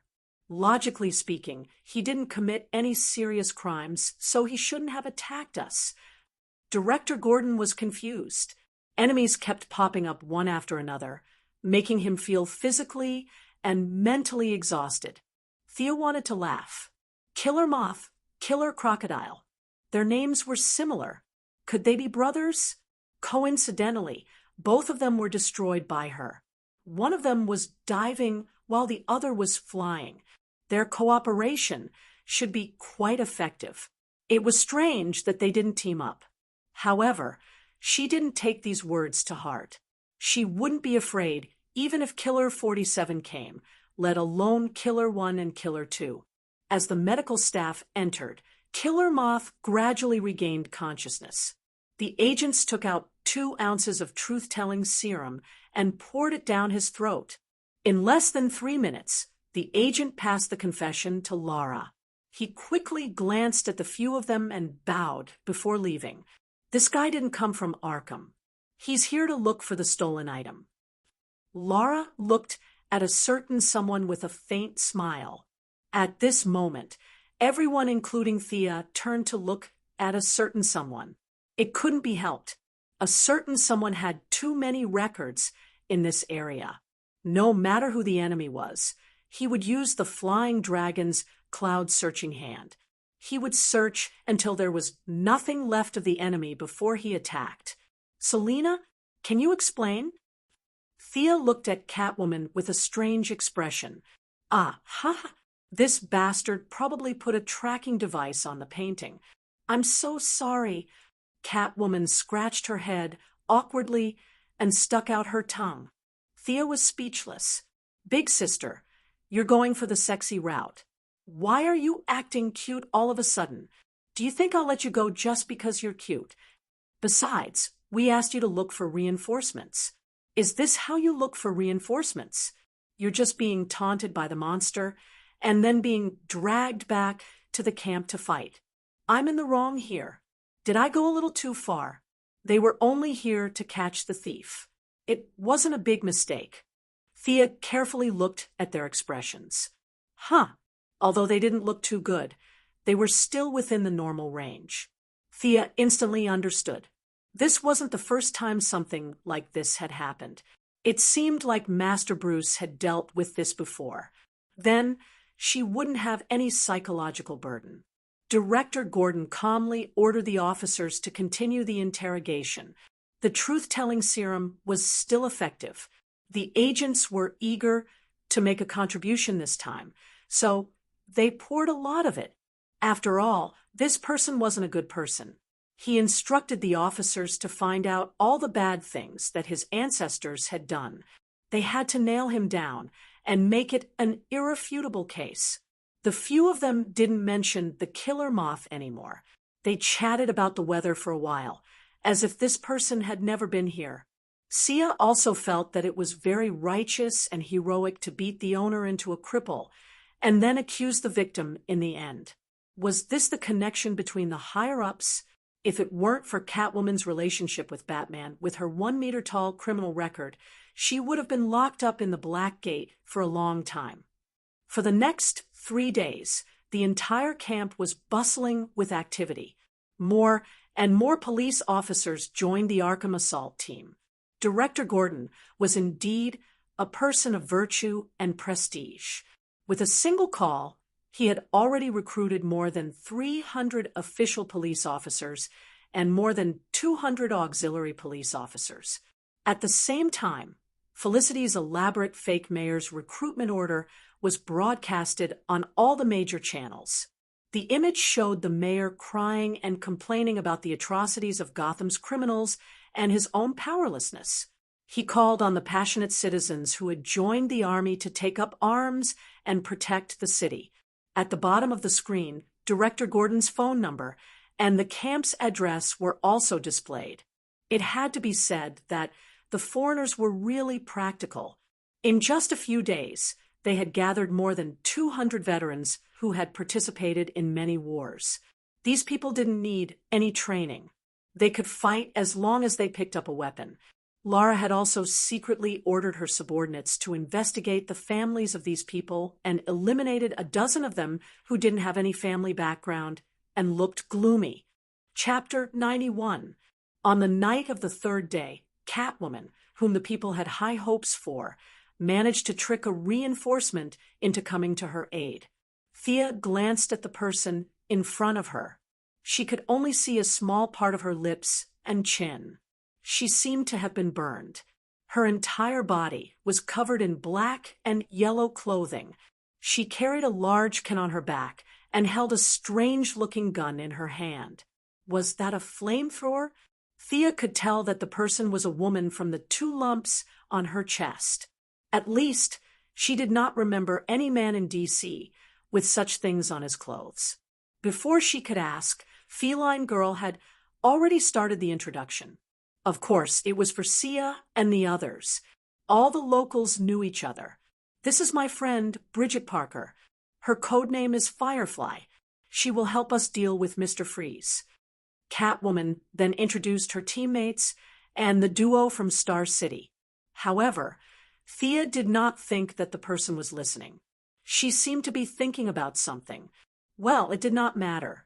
It was good news that she could deal with Mr. Freeze. Thea started her career with frost arrows, so she was powerless against this ability. Now that someone volunteered to fight Mr. Freeze as the commander, she was more than happy to welcome her. Looking at Firefly's equipment, her ability was obviously to spit fire. Fighting fire with water. It seemed to be worth watching. Firefly Parker was not a talkative person. She listened to Catwoman's introduction with a blank face. Just when Thea thought that she could not speak, she said with a hoarse voice, "Mr. Freeze is mine." It was easy to understand what she was trying to say. She did not care about the others, and they could do whatever they wanted. Thea did not know where Catwoman found such a unique friend. Was she really her friend? She gave Catwoman a helpless look, implying that she should deal with it herself. Catwoman knew Firefly's personality. She knew that Firefly did not like to see strangers after being burned. She greeted the others and led Firefly to a place to rest. Just as Thea wanted to prepare for a few more days, Gordon and Felicity came to her in a hurry. "We have to act now." The old director was so busy that he was dizzy. When he saw Thea practicing archery in a corner, He was envious. That's right. Many people in the city have been captured and sent to the asylum, and none of them have come out, Felicity said anxiously as she hugged her tablet. Since so many people had been captured, the other party must be planning something big. Moreover, it was obvious that these people were not captured to treat others to a meal. The city was in chaos, and they did not need to do any heavy physical labor. There was only one reason why they needed so many people: human experiments.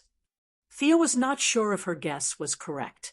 She asked the local director, "Why do they need so many people?" "There is a secret lab under Arkham.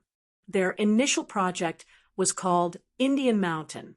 It was used for human experiments, but it was abandoned many years ago." Gordon sighed as he recalled the past. "What did they research? You have any recollection of it?" The duo from Star City was curious, especially Felicity. Perhaps all hackers had a strong thirst for knowledge. When she heard the information that was not available on the internet, her lips parted slightly, her nose trembled slightly, and her eyes shone brightly as she waited for the director to reveal the answer. Gordon thought for a while. It should be an experiment to revive the dead. However, the results were not ideal. During the experiment, they fused the DNA of various animals into the human body. Some people even gained superpowers because of it.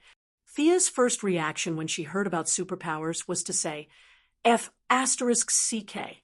If they captured thousands of people, there should be at least a few hundred successful experiments, right? If a few hundred superpowers swarmed her, she would have to run. However, these superpowers are not strong. I could handle them one-on-one when I was young. Gordon did not know if it was because he was panting or if he was trying to impress them, but he split his sentence into two parts. Thea regained her confidence after hearing what he said. She glanced at the director's physique and imagined his body when he was young. Although it was a little offensive, it seemed like he could take on 7 or 8 people at once. If that was the extent of his combat power, it was indeed not that impressive. However, it had been 20 years since then. Who knew how much technology these people had developed? For safety's sake, it was better to send out the troops as soon as possible. All right, gather the others. We will depart today. Although it was quick, it took them a whole hour to gather everyone. Thea naturally retreated behind the scenes and left all the work to Director Gordon, who was not afraid of death or exposing his identity. It was impossible to hide such a large-scale mobilization from the enemy, and Thea did not intend to hide it either. There was no brilliant plan, just relying on the number of people to push through the enemy. There were more than 300 fully armed official police officers, more than 180 veterans, and a few enthusiastic citizens. And finally, there were 10 elite agents from the Heaven's Eye Society. The director looked at the crowd below him and felt a little excited. However, he knew that this was not the right time. After a few simple words of encouragement, he waved his hand and set off. More than 500 people sat in a total of 30 vehicles. The Heaven's Eye Society's military helicopters were in the air preparing for the enemy's possible attack. Thea carried the skateboard and did not participate in the observation. Instead, she stayed in the command vehicle and discussed the attack route with a few people. There was no other way. There were too many small rooms in the lunatic asylum, and it was not easy to use the skateboard indoors. In such a large-scale battle, with nearly 1,000 people on both sides, there was not much room for her to use. Sia's position was to snipe the boss with a name and leave the rest of the soldiers to the main force. We should split up and enter the asylum from 3 directions. Barbara was obviously much more energetic and began to express her brilliant ideas again. Thea did not bother to answer her. Why did she think that she was so smart? She did not like her. No, we don't know the terrain. If we split up, the enemy will take us down one by one. The only person present who could ignore her and had considerable experience in commanding battles was Laura, the senior commander of the Heavens Eye Society. Catwoman was not optimistic about the idea of splitting up. If anyone ran into Mr. Freeze, they would die without the support of Firefly. Thea was not that afraid of Mr. Freeze. She saw him play with a drone the other day. Something seemed wrong. When he played with a drone, his movements were very slow. She did not know if it was a problem with his body, but his reflexes were so bad that it was even worse than a normal person's. The speed of the freezing air from the gun was also not fast. With her own reflexes, she could have stabbed the arrow into his face the moment he raised his hand. However, she did not know how strong the defense of his helmet was. Moreover, Catwoman found Firefly and said that she would take care of everything. So Thea did not say anything. Stop arguing. The enemy has already discovered us. Let's go in through the front door. Director Gordon arranged the retreat. If the situation is not good, we have to make sure that the main force can retreat relatively intact. Chapter 92. Barbara was a little annoyed by her act of thinking of retreating before the battle even started, but for various reasons, she forced herself to hold it in. Gordon and Laura, who came from the military, did not think that there was anything wrong with it, so they quickly went to arrange the mission. Perhaps it was because Arkham was preparing for a civil war. Their convoy was not attacked. This meant that Thea's plan to use the military helicopters to kill a wave of enemies was dashed. When they reached the door, Laura was about to order the helicopters to return, but Thea thought it would be a waste to send the heavy firepower back just like that. Why don't we give that door a shot? Thea pointed at the rusted door. If it was not for the timing, she would have gone up to take a picture. This place was too famous. It would be a waste not to do something. Laura thought that she was being childish, different from her usual calm self. However, after thinking about it, blowing up the door would make it easier for them to retreat. She picked up the pager to contact the operator on the helicopter. Whoosh! Whoosh! 2 anti-tank missiles accurately exploded on the iron gate. The iron door was already rusted beyond recognition. Even an adult would be able to break it with an axe, much less such a powerful missile. After a loud crash, the group waited for the smoke to disperse. They did not get out of their vehicles and drove straight into the famous Gotham. Go, go, go!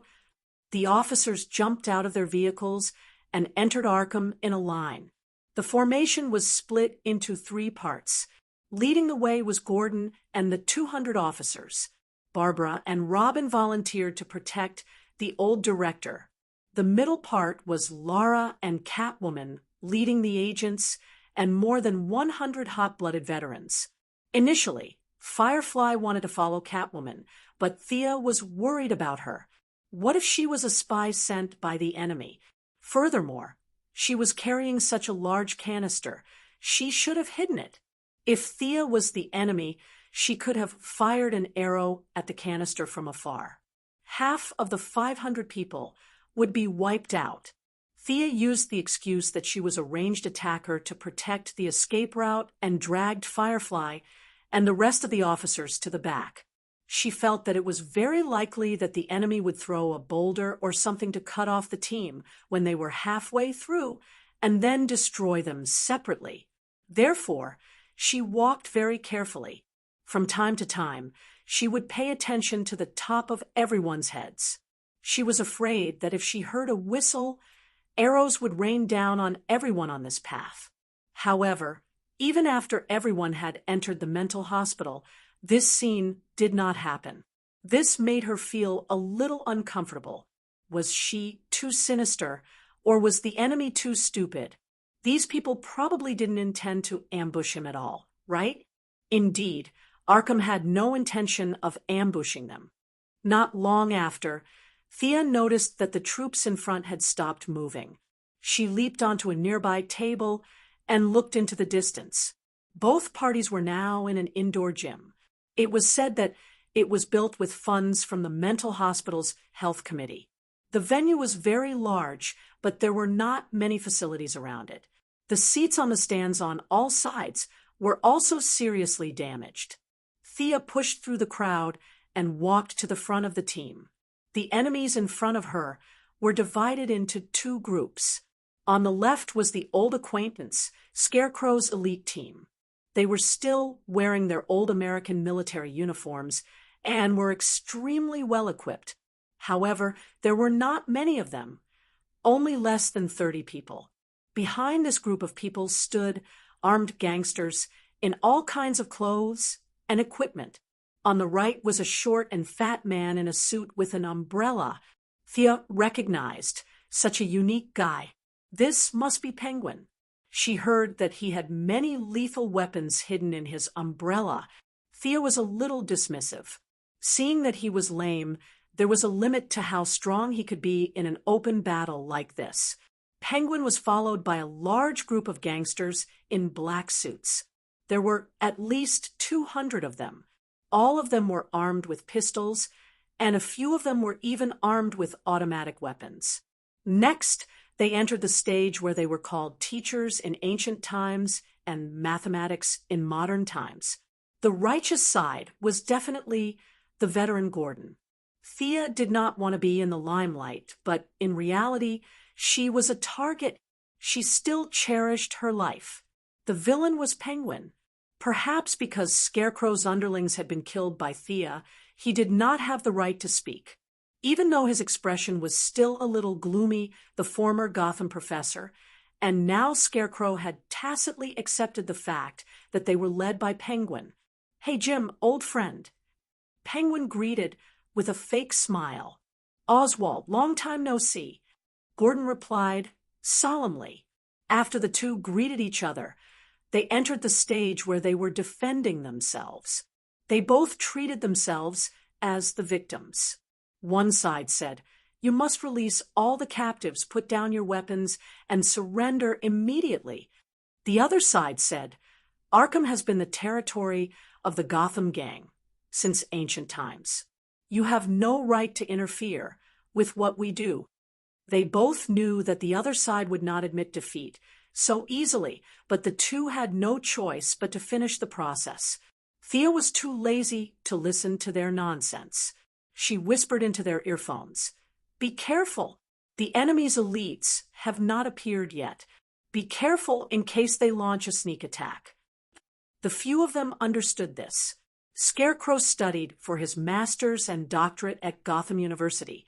After that, he stayed in the university to teach and was promoted to a professor. This guy probably did not even know where to go after leaving Gotham. He was as thin as a twig, and without his poisonous gas, his combat ability was not even 5. Everyone said that Penguin was good at fighting, but Thea looked at his small body and lame leg.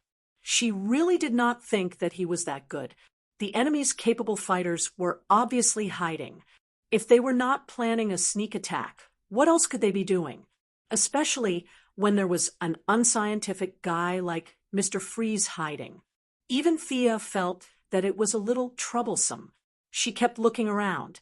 Soon, the leaders of both sides finished their briefing and returned to their respective camps. Almost at the same time, they shouted, "Fire!" Bang! Bang! Gunshots fell on the heads of both sides like continuous raindrops. Thea had already found cover. She hid in a corner and observed the situation. She fired a few shots from time to time. Yes, her marksmanship was not bad. After practicing archery for so long, her long-range specialization was very high. Although she could not say that she could fire 100 shots, she was at the level of an elite. She turned around and was about to call her teammates, but what she saw almost made her nose crooked. She saw Catwoman and Robin at the side. The two of them were looking around with sticks in their hands. This group of people was too inexperienced in group battles. At the very least, they should be armed with a gun to boost their morale. Barbara was very good at this. She knew that she had to bring a gun when she came out to kill and set fire. Even though she didn't hit many enemies, she didn't stop firing. Thea, should we use magnetic arrows? Felicity, who was hiding in the camp, looked at the live broadcast and suggested. Thea observed the situation and shook her head. No need for now. We have the advantage. The veterans are very strong. Those gang members are no match for them. Just when she thought that her side had the upper hand and was about to call a few of her friends to join the battle to increase the victory, I am Azrael, the Angel of Death. A tall and thin man wearing a red and black leather jacket and a hood with a long sword in his hand rushed into the line of police officers like a whirlwind. He slashed horizontally and vertically, and with a raise of his hand, he killed 3 police officers. Chapter 93. The tall and skinny man was surrounded by enemies alone, but he was not afraid at all. He slashed left and right with his sword, instantly killing 2 police officers and cutting off the wrist of a veteran. Thea saw that the few of them did not react, and she was a little far away, so she could only aim at the fierce man with her bow. Whoosh! Whoosh! 2 arrows were aimed at the man's face and shoulder. The guy who called himself the Angel of Death was really good. He kicked the police officer beside him and used the reaction force to dodge Thea's 2 arrows. This was the first time in Thea's career that an official enemy could dodge her arrows. Although her archery skills were only SOSO, this person's reaction speed was much faster than an ordinary elite. Who is this person? Thea quickly asked her companions, implying that if they had a strategy, they should quickly read it out. He is the former mayor of Gotham, Theo Galvin. However, this person should have died many years ago. If I'm not mistaken, he is a clone left behind. Gordon, who was holding a pistol at the back, knew that the young people did not know who he was, so he quickly introduced him. Oh, Thea let out a long, oh. When she first heard that he was the mayor, she was shocked. Were all mayors so fierce? Did they mean that it was impossible to survive without a similar level of martial arts? In just a short while, this person's clothes were red from killing. From the side of his hood, she could see that he had an old face and a short, needle-like beard. Every time he killed an enemy, he would roar. The surrounding police officers were shocked by his bravery and unconsciously opened up an empty space for him. However, he did not let them go. His footsteps constantly moved, chasing after the slowest people and slashing at them. Thea carefully observed him. This person's martial arts were very high, especially his fearless aura. The clothes on his body should have a certain degree of bulletproof effect. The police officers and veterans constantly fired at him, but he only dodged the fatal parts. When the other bullets hit him, it was as if he had no reaction. Sigh. It seemed that she could only save the situation. Robin and the others had already found their own opponents, and they might not be able to beat this guy. She sighed. She knew that once she revealed her skills, her happy days as a bystander would be over. Get out of the way. Thea yelled at the crowd. Since it was a clone, it should be fine to kill it, right? Of course, she wouldn't rush forward in a hurry. Taking advantage of the fact that there was still some distance between them, she used her rapid-fire technique. She pulled out 3 arrows at a time and changed her angle of attack from time to time. At the same time, she moved quickly towards the Angel of Death. Pa! Pa! This clone of the former mayor had an unusually sharp intuition for danger. Even though Thea was constantly changing her position, he could still react and either slash with his sword or dodge to the side, causing Thea's first 6 arrows to miss. Seeing his stance, Thea knew that she would not be able to take him down using normal means. She took out the bat darts that she had taken from Barbara. Many members of the bat family had used these darts before. However, the weight of each dart was different depending on the strength of the individual. Thea was now using Barbara's bat darts. The size and weight were quite suitable.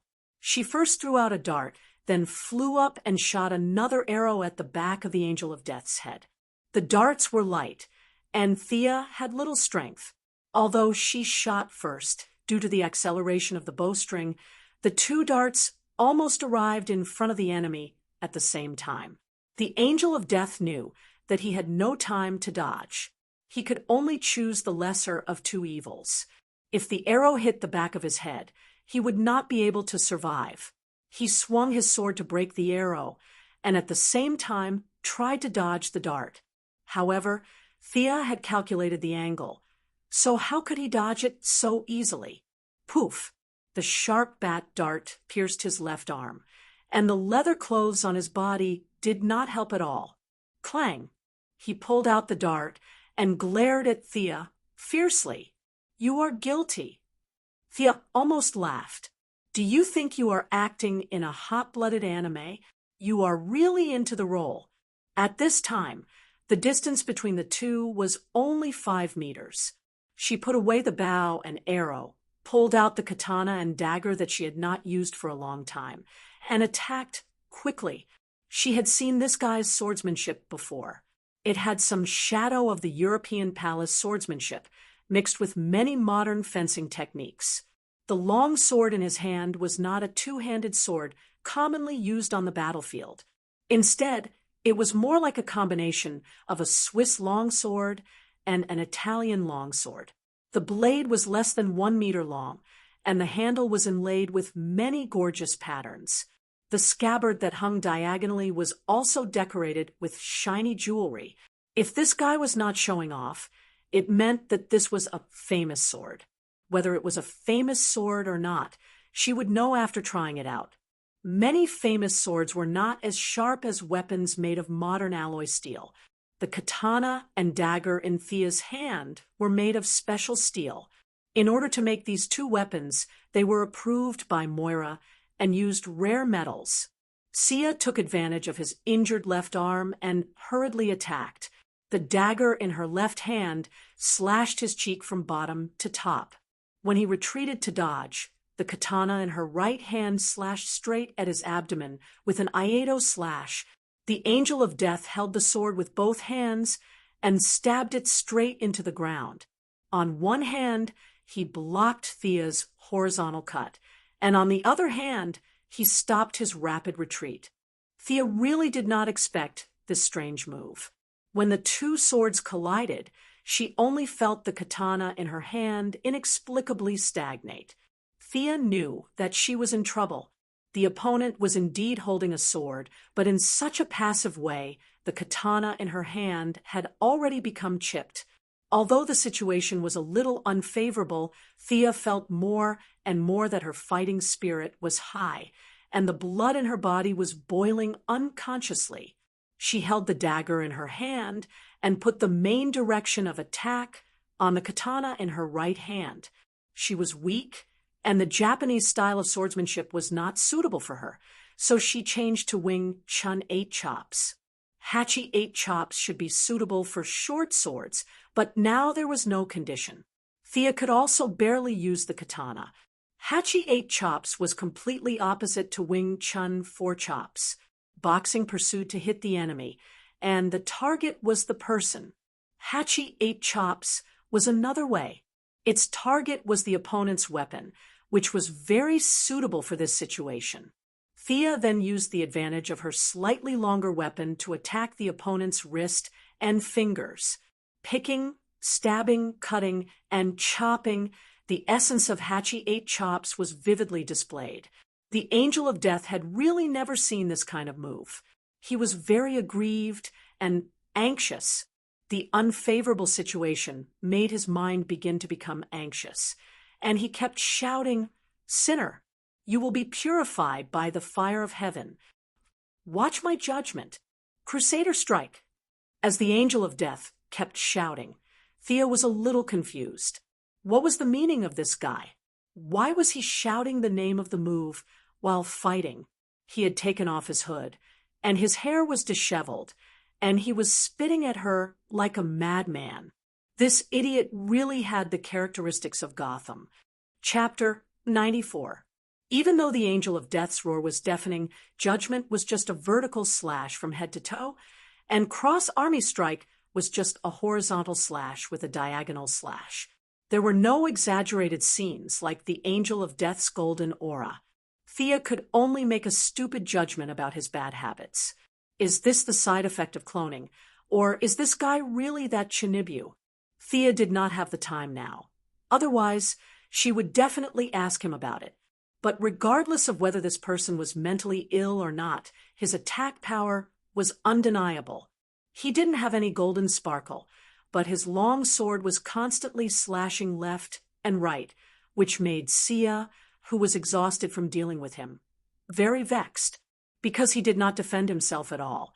The two fought for 3 minutes, and Thea had already slashed him twice with the long sword in her hand.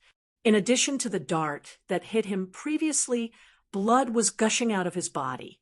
However, he did not seem to feel it as he continued to attack tirelessly. King Hell. Thea, who thought of herself as an honest little beauty, was so anxious that she wanted to curse. If this guy was a normal person, she would have taken him down long ago. His brain was not working well, and he would be distracted intermittently, which led to a lot of flaws in his moves.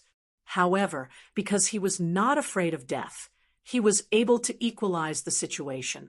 The person behind the cloning of the Angel of Death must have noticed that there was something wrong with his brain, so he artificially lowered his neurologic transmission and compensated for his insanity with madness. How amazing! If Thea did not care about her own injuries, she could have taken him down. However, she would have to be stupid to trade injuries with the clone. It was not worth it. After Thea slashed him from the side again, the Angel of Death, who had lost too much blood, was in a daze. His attacks weakened a little, and the volume of his shouts was also much lower. Thank goodness, you're finally not shouting so loudly. You've made Sia so annoyed that I feel like I'm bullying a handicapped person. It was a mistake for me to get excited when I saw him.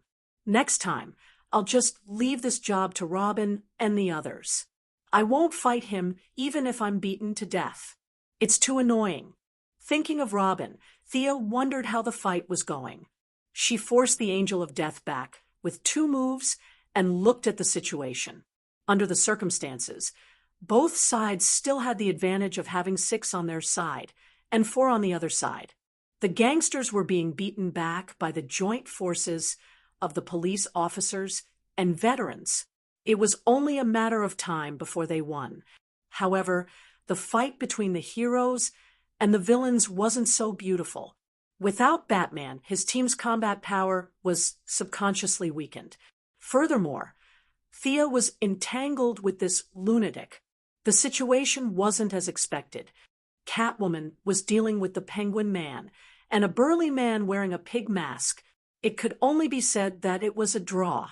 On the other side, Barbara was surrounded by 6 to 7 elite scarecrows. The few of them were in full swing, and Barbara was using all her firepower. Her whip danced wildly, and darts flew everywhere, accompanied by her pistol firing from time to time. Although she had the advantage, her stamina was greatly depleted. The duel between Firefly and Mr. Freeze that he had imagined did not happen. That was good news. These 2 guys were too powerful for normal people. Where's Robin? Thea looked around the arena. Not there. She didn't believe it and looked around again. Finally, she found Robin in the stands far away from her, surrounded by 2 people. Both of them were wearing black suits and owl masks. One of them was holding a pair of rods, and the other was holding a long sword. The 2 of them were very skilled and coordinated very well. They were probably not weaker than Robin in a one-on-one. Now, the 2 of them were working together to beat Robin to the point that he could only parry and not fight back. What was this? The claws of the Court of Owls. Thea was a little shocked this time. This was Gotham's hidden boss. It wasn't just 1 or 2 people. This group of people was the union of the oldest families in Gotham. They had been silently watching this city for 200 years. How did they provoke this group of people? He and the others still didn't have enough information. If it was the Owl Court that was going against them, everything would make sense. They had broken into the camp without anyone noticing, conducted human experiments, and made clones. They had enough influence to recruit these unruly villains. Thea had a bad feeling in her heart. This operation was most likely going to fail. The enemy definitely didn't gather so many villains for her to kill them all at once. They must be hiding something. She silently thought about what the enemy was going to do to break out of this situation. No matter what, she and the others had the advantage. Even if the heroes were no match for them, as long as they could hold back a few of the enemies who could fight, the villains could only wait for death when the main force finished the battle. It was useless against hundreds of guns. Just as she was thinking hard, her hand movements naturally decreased a little. The crazy angel of death charged forward again with a mouth full of nonsense. Thea was really sick of this dogskin plaster, but she could not fight. She could only stop thinking and continue to play the game of dodging 10 slashes. When Thea blocked another slash from the angel of death, she felt that the katana in her hand couldn't take the burden anymore. It was seriously damaged from multiple slashes and was about to break. Optimistically, she estimated that she could only slash twice more. This special alloy weapon that had accompanied her for more than a year would have to say goodbye to it. F***CK. I've been helping to fight the monster, and my equipment is about to break.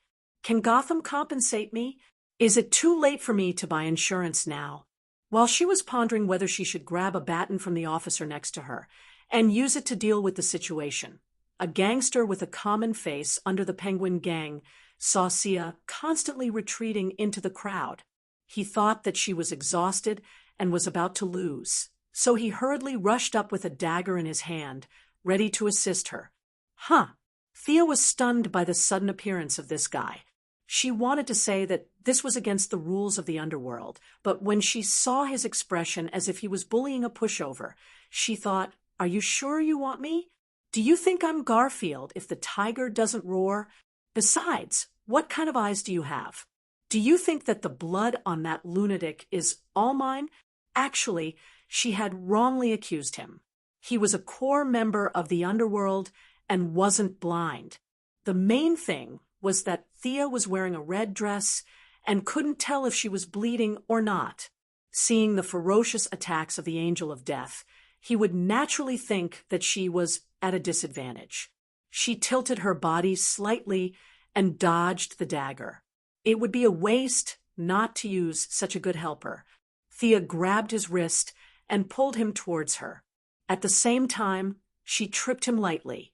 In a normal fight, one should let go and let the opponent touch the ground intimately, but Thea didn't do that. She grabbed the opponent's arm and spun quickly, using the strong inertia to throw the person towards the Angel of Death.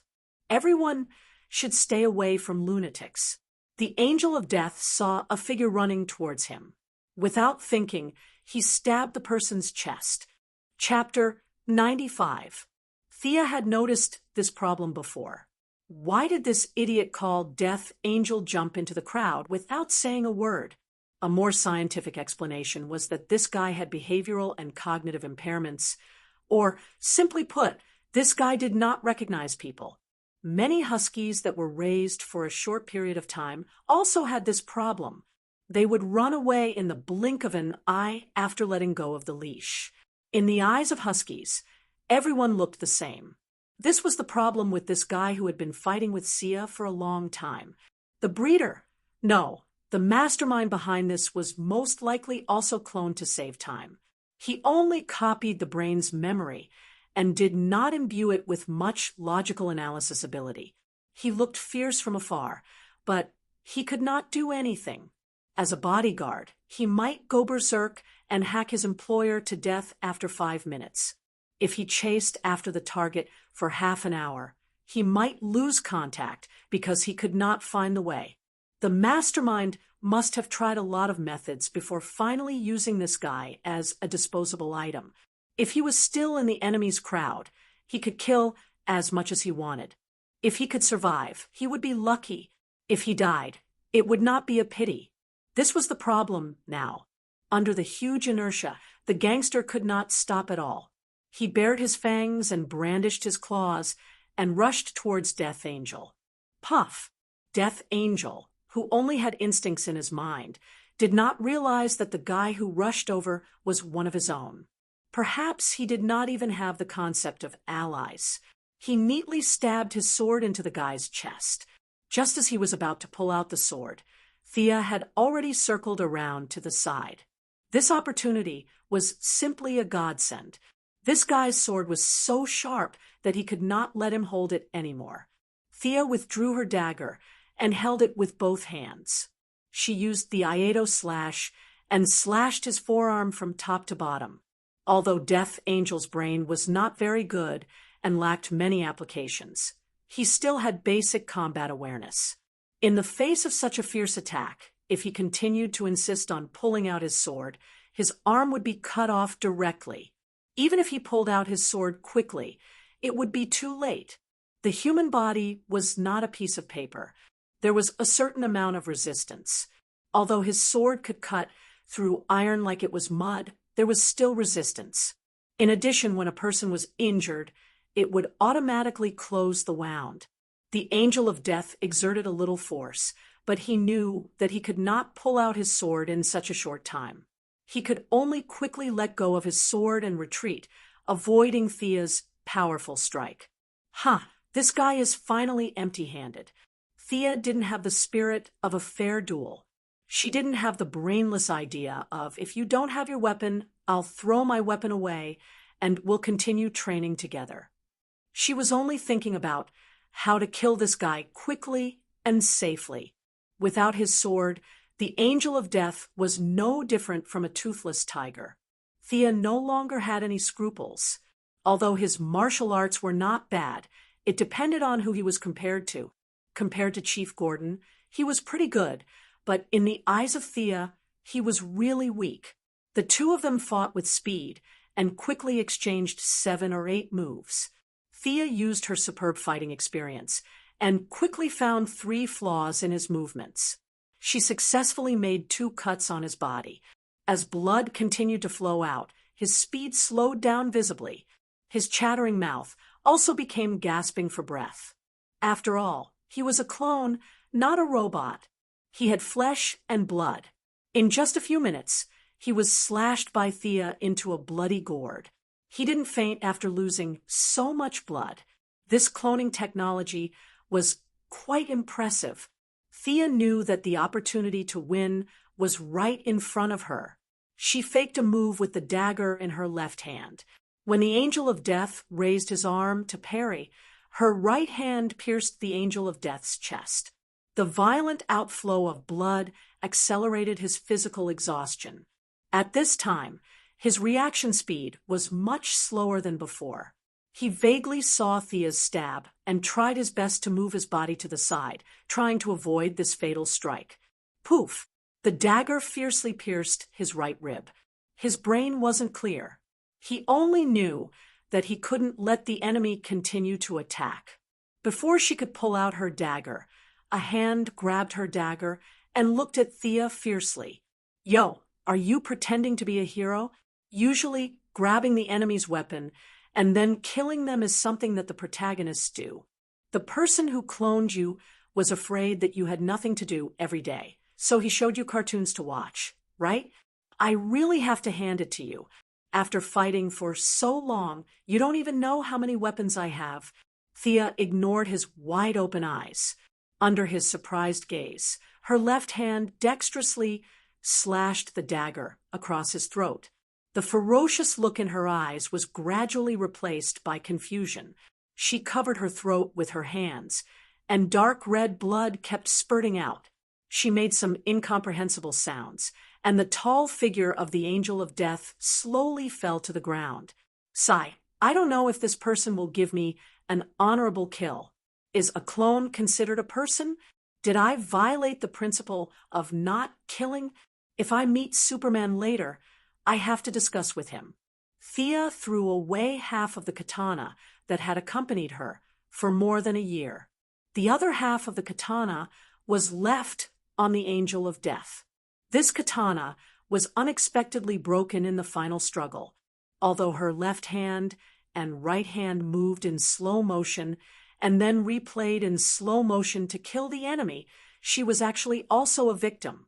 Lowering her head to pick up the sword, Sia swore to God that she was absolutely not greedy for this sharp weapon. She just wanted to go back and analyze the composition of this sword for scientific research. That's all. She then looked at the scabbard at the waist of the corpse. This scabbard also had a lot of historical value. It seemed to be very gorgeous. There were so many Yakuza members here. They definitely didn't know how to protect cultural relics and daily care. It seemed that this mission was also hers. She reluctantly took it back for research. After cutting off the rope around the corpse's waist, Thea took the scabbard in her hand. Looking at the color, it matched her crimson battle suit. It was not suitable to give it to anyone in this chaotic situation. She casually inserted it into her quiver. She had emptied a quiver before, so it was just right to store this thing. She observed the situation on the battlefield. Barbara was using all her strength to whip a few Yakuza members.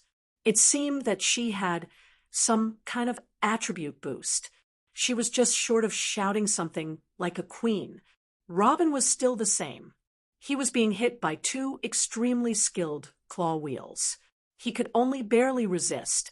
Although it was serious, it wasn't dangerous. Plus, he was a little far from the battlefield.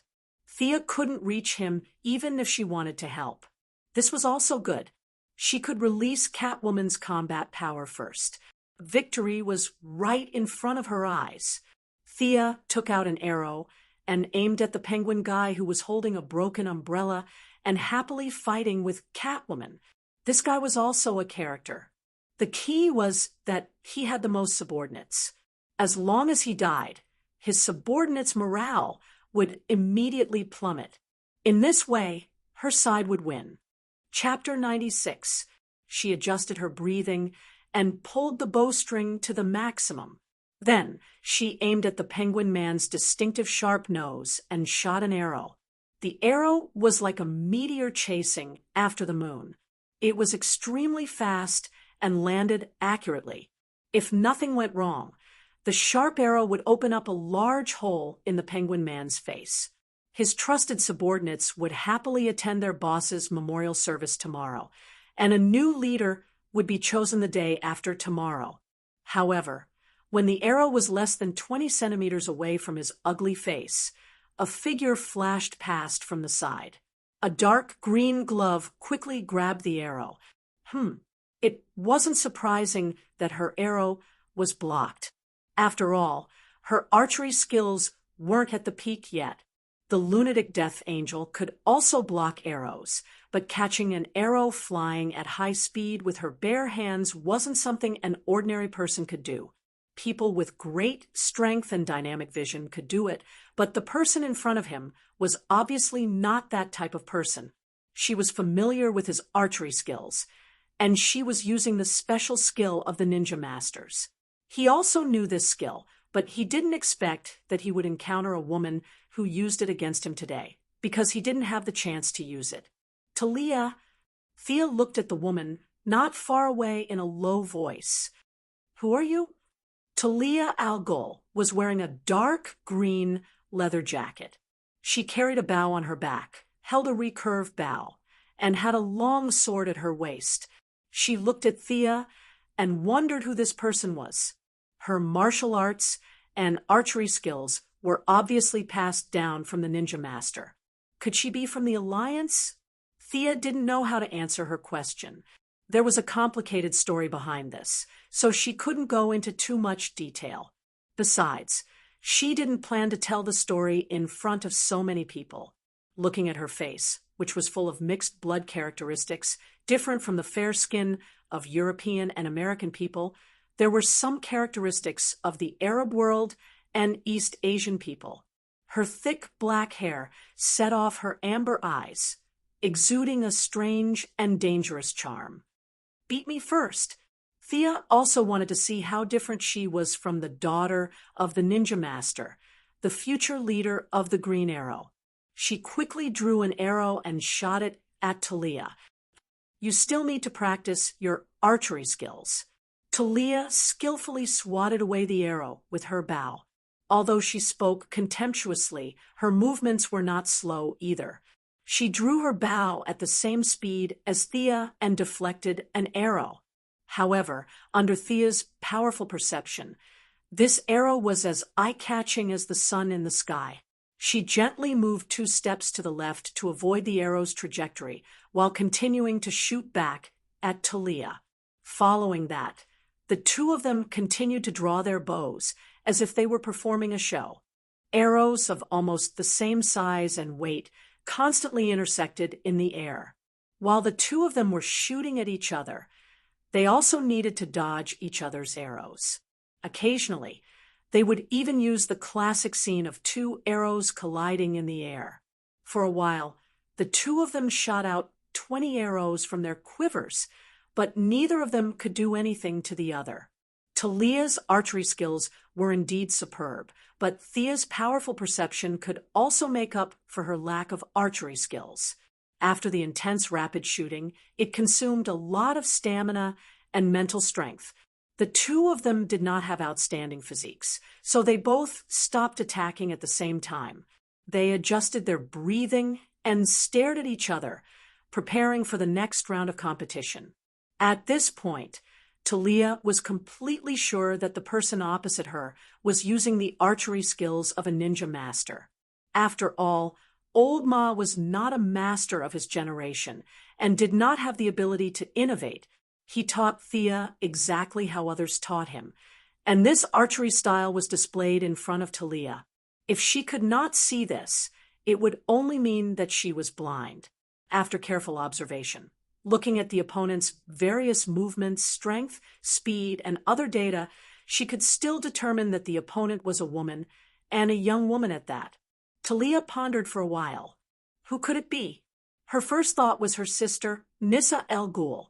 She had left Nanderbart for many years and did not know what level her sister's martial arts had reached. However, she felt that it should be about the same level as the person in front of her. Moreover, the two of them were very similar in age.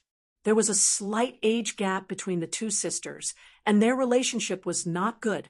She had also left home early with her child, so they were not close. Did her sister know that she had appeared in Gotham and rushed over to deal with her? Was her father, the ninja master, also nearby? She felt a little uneasy and ordered her subordinates to continue lying in ambush and not reveal themselves. Fortunately, Thea could not read minds. Otherwise, if she knew that she had mistaken her for her sister, she would definitely shout, "What kind of taste do you have?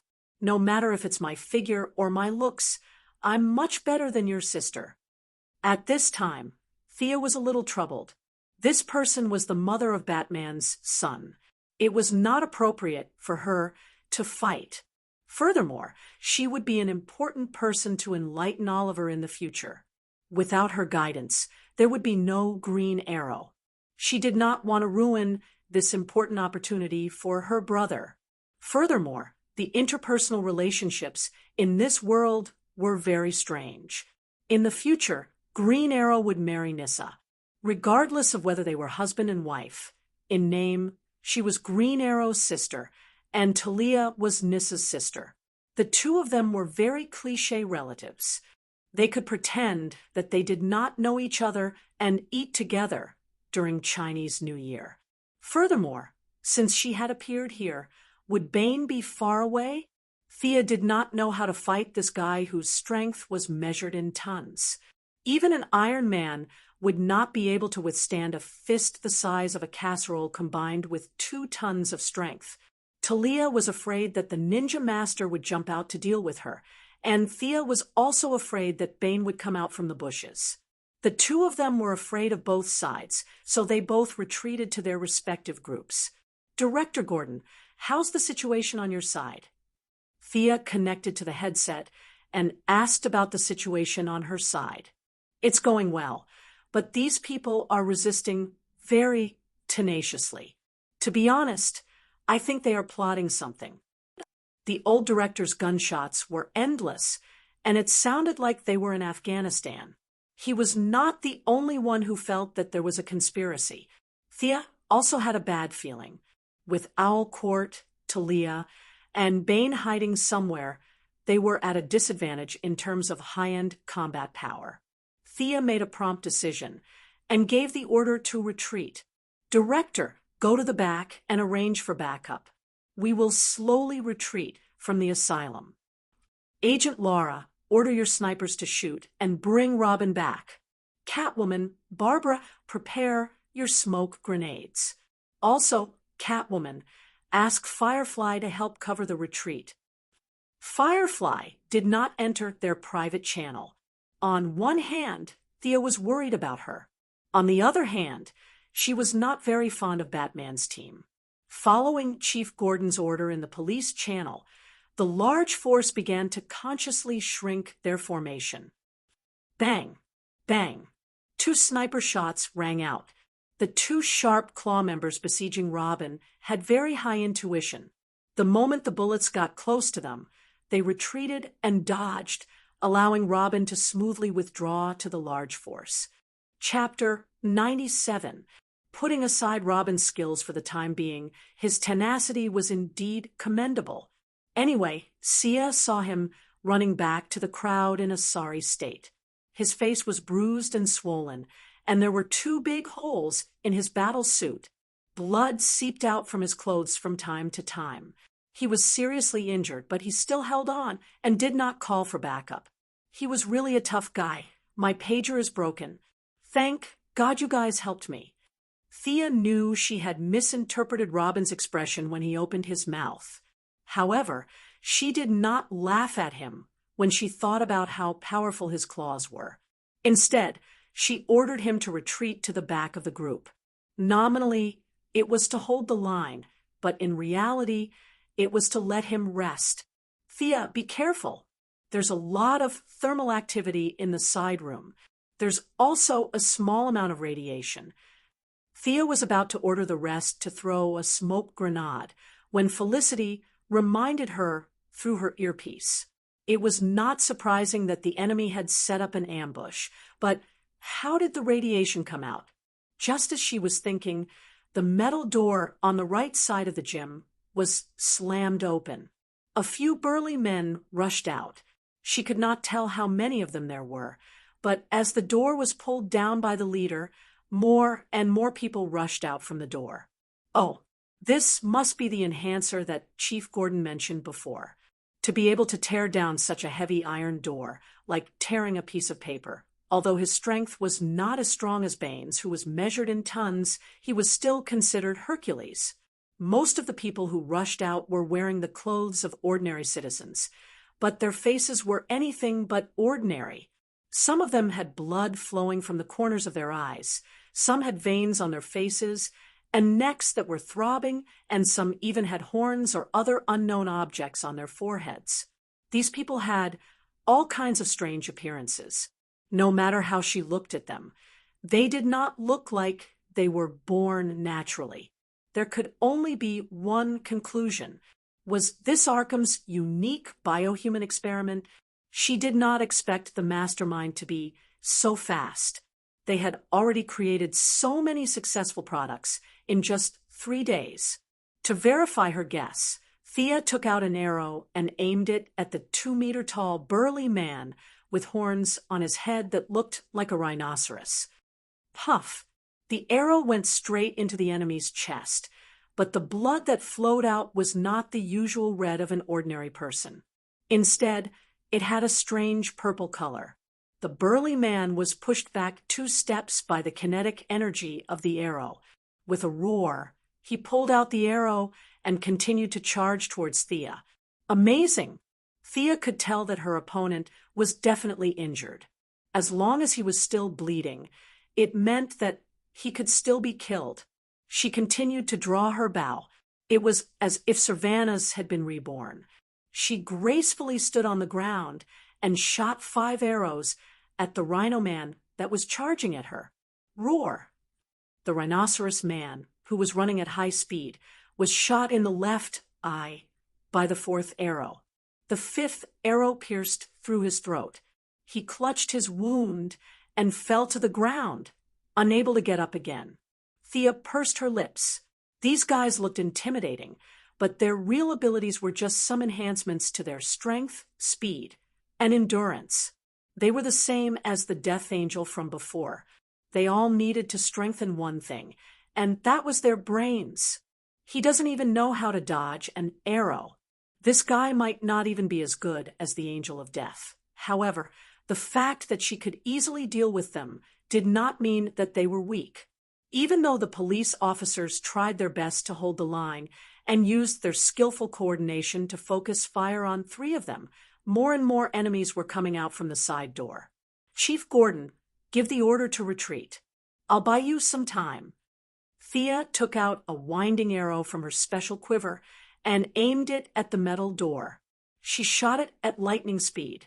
After observing the effect of the arrow, she did not know how strong these people were. She did not want to risk it, so she shot another arrow. Dense spiderwebs instantly covered the entire side of the wall. Since the reinforcements lacked an important organ like their brains, they could not figure out what the white spiderwebs were. They jostled and pushed each other as they tried their best to get out. However, they underestimated the resilience of the spiderwebs. The few people in front were instantly stuck to the spiderwebs. The people behind them used them as support to push the spiderwebs outwards. From an outsider's point of view, it looked like the spiderwebs were being pushed up by the reinforcements from time to time. Then, the spiderwebs would fall silent and bulge out again. Thea was not very confident about her double-winding arrow. In theory, it was used to deal with normal people. Who knew if it could deal with the reinforcements? She called out to everyone, "Let's retreat." The Firefly, Miss Bridget Parker, also came to Thea's side. However, her eyes were fixed on the spiderwebs not far away. She seemed to be thinking about the effects of the spiderwebs. She seemed to be eager to try it out. "You take the rear. I'll cover you," Thea whispered to Miss Firefly. At the same time, she ordered her friends through the earpiece to throw smoke grenades at the enemy. According to her experiments, the Batman brand smoke grenade would produce some kind of chemical combustion when it came into contact with fire. Today was the perfect time to test out the effects. Miss Firefly did not wait for her orders. Seeing that most of the people had retreated, she opened up the nozzle of the flamethrower and fired at the Arkham Union Army. Her flame was different from the flames of everyday life. It was more like a mixture of some chemical substance and kerosene. It was fully ignited in the air, and then through the pressure nozzles in the combustion canister, it was shot at the heads of the gang members. That's a strong ability. Thea thought to herself, "I'll make a note of it later. The best way to deal with her is to shoot her kerosene flamethrower from afar. Close combat is too dangerous. Or should I add fireproof paint to my clothes? I wonder how hot her flames are. I'll have to test it out next time." When Barbara and the rest saw the fire, they threw out a few smoke grenades to cover the retreat of the reinforcements. When Thea smelled something sour in the air, she knew that the fire and smoke had a strange chemical reaction. She grabbed Miss Firefly, who was having fun setting the fire. "Let's retreat too." However, before the two of them could take a few steps, a bone-chilling cold came from the opposite side. The temperature in the air dropped rapidly, and the light that was distorted by the high temperature also returned to normal. Freezing X2 Sia and Miss Firefly noticed the intruder at the same time. The two of them slowly retreated. Sia pulled out a special titanium alloy arrowhead with Teflon coating. This coating was specially used by the Quinn Group for machining high-speed cutting tools. Sia used it to strengthen the armor-piercing property of the titanium alloy. Someone who had difficulty naming it simply called it armor-piercing arrow. Miss Firefly was also focused on the opposite side, and from time to time, she would spit out some kerosene to stop the enemy's advance. Let's retreat. Catwoman Barbara came to Thea's side. The girls, it was really a group of girls this time. 1, 2, 3, for a total of 4 girls. The only male, Robin, was already offline. The 4 of them relied on Miss Firefly's continuous spitting of kerosene and slowly retreated from the asylum. Chapter 98. In the distance, Mr. Freeze, who was wearing a very flashy and unique armor, smirked when he saw that they were about to retreat. He raised his frost gun and pulled the trigger. A large amount of frost mist rushed towards the girls. Not to be outdone, Miss Firefly also raised her flamethrower and shot a string of fireballs at him. The two of them did not say a word during the battle, but anyone with eyes could see that the two of them were not on good terms. It was as if there was only one of them left.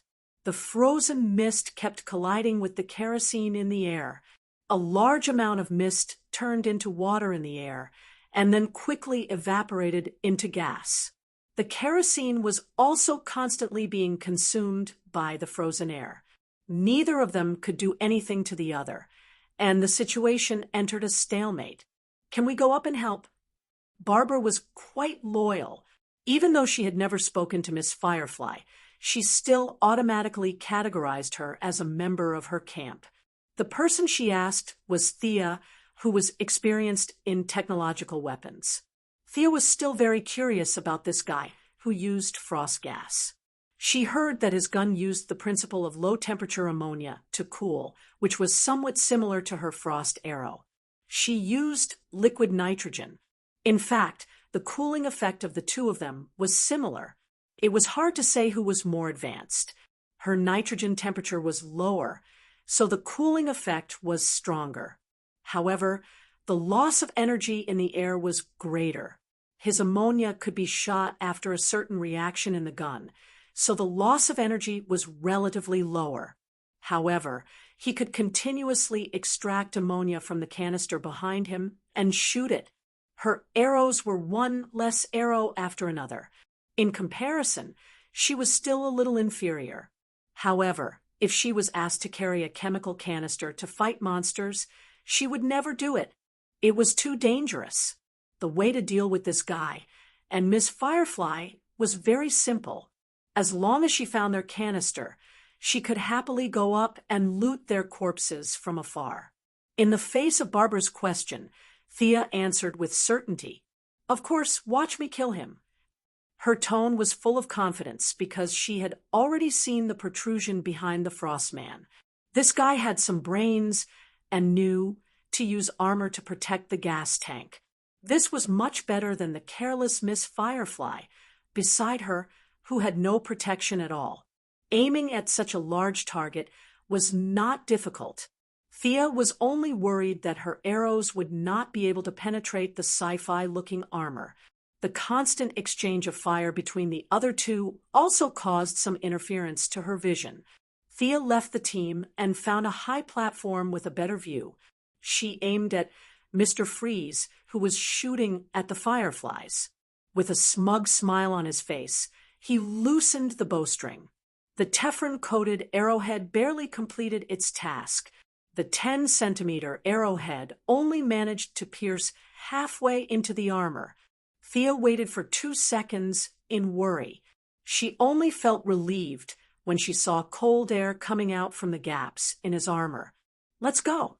God knows if this guy's canister was pressurized, how much pressure was added, and if it would explode from the inside.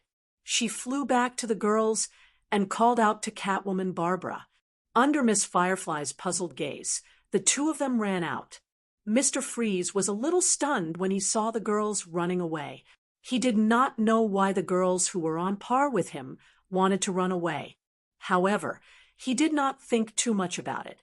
He thought that her canister was out of gas, so he pulled the trigger and was ready to kill them. Two muffled sounds were heard. The fog that should have appeared theoretically did not appear. While he was still wondering what was wrong with his gun, a violent impact knocked him out. Thea and the girls saw that the entrance of the asylum was replaced by a huge block of ice in an instant. The ice was spreading rapidly in all directions. The four girls wished that they had more legs. They ran as fast as they could. Thea and Catwoman, who were faster, each carried Firefly with one arm. The girl's speed was slower than a normal person's, and she was carrying a canister that weighed more than 5 kilograms. If the two girls did not stop her, she would have been frozen into the ice wall. Barbara also gave her a push from the back. In the end, they managed to run out of the door with much difficulty. Thea, next time you make such a big noise, you should tell us in advance. Barbara, who was running so hard that her gallbladder almost popped out of her mouth, complained, "Isn't this great? Mr. Freeze is finally out of the way." Thea felt that this guy's lethality was not in vain. Barbara and Catwoman looked at each other. Barbara, who was kind, said, "Mr. Freeze's body temperature is below 0 all year round because of the experiment accident. He's immune to ice. Theoretically, ice can't kill him." Immune? The two shiny words shocked Thea. Why does this guy have such an unscientific passive? Why didn't you tell me? She then turned to look at Firefly. According to the settings of some worlds, is this girl immune to fire? No wonder she's so brave to carry the canister around. There must be a reason behind it. Although she had made a mistake, Sia's character was to never admit her mistakes. She was like this in version 1.0, and she was still the same in version 2.0. Thinking about the various chemical and physical knowledge that he knew, Zhang Heng decided to give it a try. Haha, of course I know. We can't kill him this time, but he needs a lot of time to defrost. Plus, we have to recompress the gas. This will take precious time. Don't worry. Everything is under control. Thea patted her chest, which was almost sea-size, and promised the girls. Catwoman was illiterate, so she couldn't tell whether she was telling the truth or not. Barbara had a Ph.D. in library management, so it was obvious that she wasn't interested in physics or chemistry. She couldn't tell whether she was telling the truth or not. Miss Firefly had never dealt with her before. Seeing how resolute she was, Miss Firefly decided to believe her for the time being. Realizing that her acting had successfully fooled the three girls, Thea let out a long breath. She began to think about how to deal with Mr. Freeze. Since shooting the canister didn't work, what else could she do? Mr. Freeze was really powerful. Even if she used a rocket launcher to attack him, the rocket launcher would be extinguished or even completely frozen. Moreover, even if he wasn't frozen, his armor's defense was top-notch. He was almost immune to ordinary firearms. No matter how hard she thought about it, she still couldn't come up with a good idea. This guy was so hard to deal with. Sia started to worry about the current grim situation.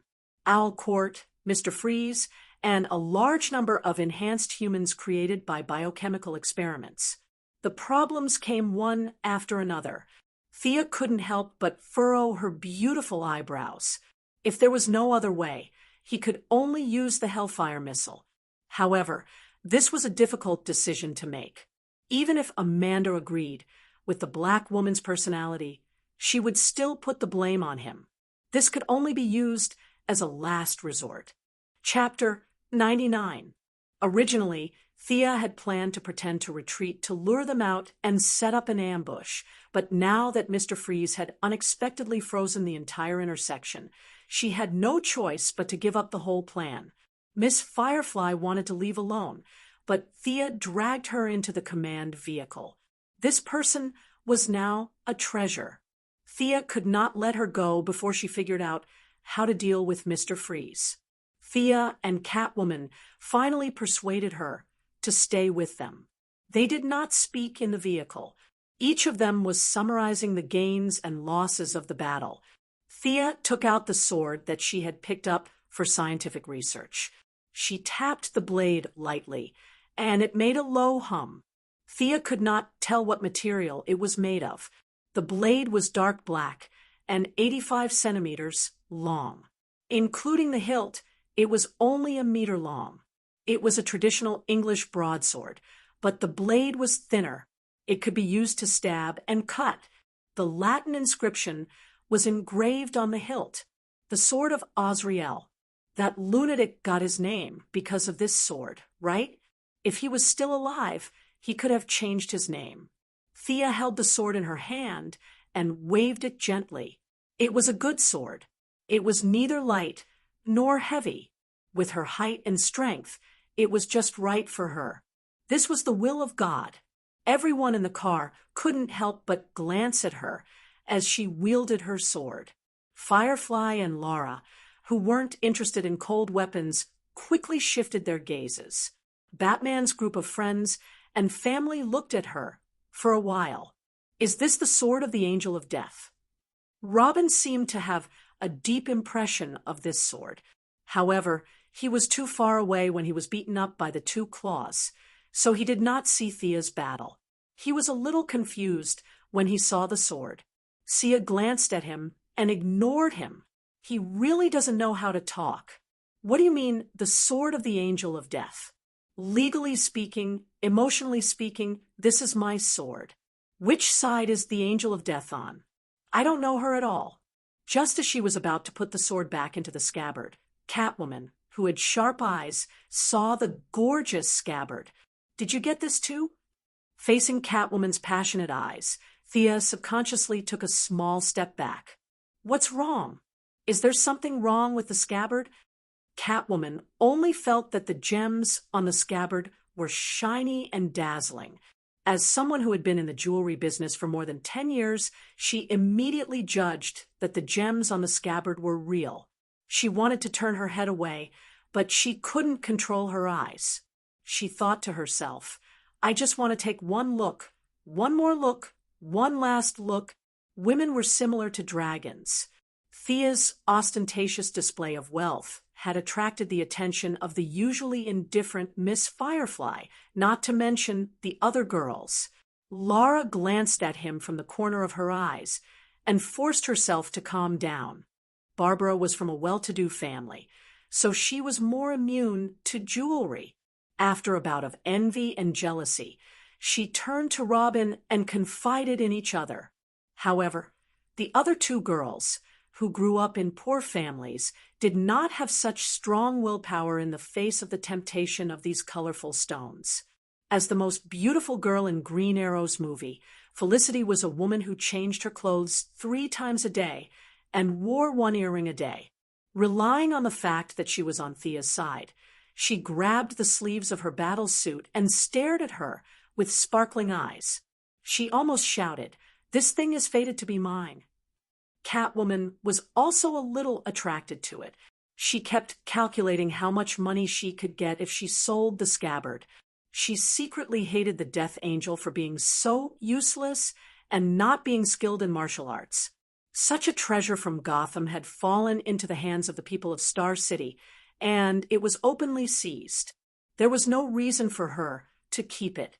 Thea naturally wouldn't say something like, "Everyone who saw it gets a share." Come, everyone take a gem. She was so poor that she didn't even have enough to eat. Whether the scabbard was for her own use or to be sold, it had nothing to do with the people of Gotham. She wouldn't give up a piece of meat that was already in her hands. In order to divert their attention, Thea wanted to ask them about their opinions on the battle today. Do you think those enhanced people are strong? Have you fought with them before? The girls, including Robin, looked at each other and shook their heads. Of course, they didn't shake their heads to show that the enhanced people weren't strong. It was just that they hadn't fought with the enhanced people before, so they couldn't make a judgment. Seeing them shake their heads, Thea knew that she had asked for nothing. Her heart sank. If there were thousands of enhanced people, she wouldn't be able to stop them. Fortunately, the experienced director, Gordon, spoke up. "I've seen them when I was young. Back then, they had all kinds of abilities. Some could cause people to age. Some could control people's minds. But they all required physical contact." He pondered for a moment. "This time, I feel that they only strengthened their bodies. They didn't have any strange abilities." "Then, do you know how to deal with them?" Thea was still very polite to the old man. She asked expectantly. The director was a little embarrassed. "Back then, I used a stick to fight them. At that time, the enhanced people were stronger than normal people, but it was limited." Thea had the urge to facepalm when she heard his words. "Look at your old arms and legs. You were so hot-tempered. When you were young, you were really fierce. You didn't even have a plan. You just fought head-on. Barbara must have inherited your personality. This method was too brainless. 2 or 3 of them could fight head-on, but how could they fight hundreds of them?" Thea, who prided herself on being smart, wasn't prepared to accept such a suggestion. "You said that they emitted a small amount of radiation?" Thea turned her head and asked her friend, Felicity. "Yes, before they appeared, there was a rather strong radiation reaction." "Did they use nuclear material to strengthen themselves?" Thea's question could only be answered by the old director. After all, he had seen it before. Gordon, who was about to retire at the age of 60, tried his best to recall how the experiment was conducted. Actually, he did not care how the group of people were enhanced or what kind of enhancement they used. Once the case was solved, it was over. Gutan's case had never stopped. It had been more than 20 years since then, so how could he remember? He shook his head to show that he couldn't remember. Thea didn't have high hopes for the old man's memory. Even if he remembered, after 20 years, he would definitely come up with something new. The memories from back then could at most be used as a reference. Fortunately, Thea had been thinking about weapons of mass destruction recently. As the pinnacle of human technology, nuclear weapons were the focus of her attention. She lowered her head and thought for a while. Later, install a Geiger counter on the drone and measure the amount of radiation there, Thea instructed Felicity. Then, she suddenly thought of something and turned to the Gotham people. "You have a Geiger counter, right?" What the hell? The people present were all normal citizens who changed their class to heroes. Who would have time to think about this? A few of them were confused and were about to shake their heads when Laura saved them. "Our Sky's Eye Association has 1. I'll ask them to get 1 for you." Chapter 100. Hearing that, Thea was relieved and began to focus on the discussion with Felicity. Their theory should be to use nuclear radiation to weaken the human body's self-defense mechanism, then add in various animal DNA to strengthen the surface. In fact, this kind of strengthening is very burdensome to the carrier, and the increase in strength is also very limited. Thea shared some of her thoughts based on the process of beating up the rhinoceros man. Then, as long as we remove the radiation residue on the surface of the body, theoretically, the foreign animal DNA will be gradually eliminated by the human body's own immune system, Felicity said softly with her chin in her hand. However, it was easier said than done. Removing radiation pollution was not something that could be done overnight. The 1986 Chernobyl was still standing, and 1,650 square kilometers of land was contaminated, and no one dared to go near it. The asylum did not have a pollution problem, but removing the trace elements was a big problem. She did not know if they had a ready-made reactor or if they used nuclear waste. The waste was not a big threat, but if they had a reactor with enough power, Thea would have to give up on the Arkham project. "Let's go and test the value first." If the value is not high, we can try traditional rain and spraying boric acid. There was too little reference data, and Thea could only take one step at a time. However, she suddenly thought of the problem of rain and asked the few people who were about to fall asleep, "Has it ever rained in Gotham? Is it cloudy all year round here?" To be honest, the various nuclear waste and radiation she had been talking about were indeed a little scary. The few people in the group of relatives and friends couldn't get a word in edgewise and could only listen silently. Now that they heard her talk about the problem of rain, this problem wasn't that profound. Barbara felt that she was looking down on Gotham, a big city. No matter how bad their family was, they would not allow an outsider to criticize them. She said unhappily, "Of course it has, but there are many cloudy days throughout the year." Was that called many cloudy days? It was basically cloudy all year round. Anyway, Thea had not seen a sunny day for more than a month. Living in a dark environment for so long, not to mention the physical illness, there were also many dark thoughts in the mind. And finally, there would be an opportunity to put them into action. Normal people like us commit crimes in broad daylight compared to those who commit crimes at night. Not everyone has the courage to commit crimes in broad daylight. Thea felt like she had found the cause of Gotham's illness, or rather, a part of it. At the same time, he sighed at how lucky Superman was to land in the capital of the Empire and bask in the sunlight of the capitalists. If his spaceship landed in Gotham, he would probably be poor for the rest of his life. It was unknown whether he could live to see the sun again.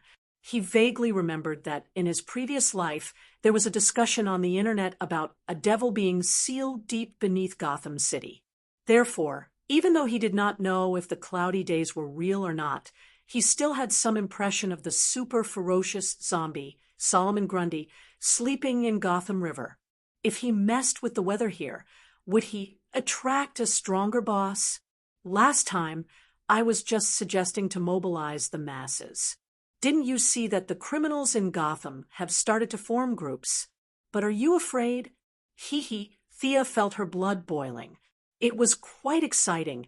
They did not know that Thea was prepared to detonate a bomb for them. Seeing that she did not say anything after asking, the group of friends and relatives did not take it to heart. They buried their heads and tidied up their equipment. They did not encounter any ambushes on the way back and returned to the campsite peacefully. The girls had to change their clothes, especially Thea, who had fought with the Angel of Death. Her body was splattered with a lot of blood. As a clean freak, she endured it for a long time. The few of them washed up and went to the meeting room. After they sat down for more than 10 minutes, Chief Gordon finally arrived. The old man did not have the time to change his clothes and wash his face. He did not rest for a moment after returning to the campsite. After calculating the casualties, he finally went to the meeting room to ask Thea for advice. 14 police officers were killed and 41 injured. 3 veterans were killed and 5 injured. Chief Gordon's heart ached. He had sacrificed many of his men. Most of them were killed in the line of duty when the reinforcements rushed out. On the other hand, the veterans were all experienced. They knew that the situation was not good and hid themselves well.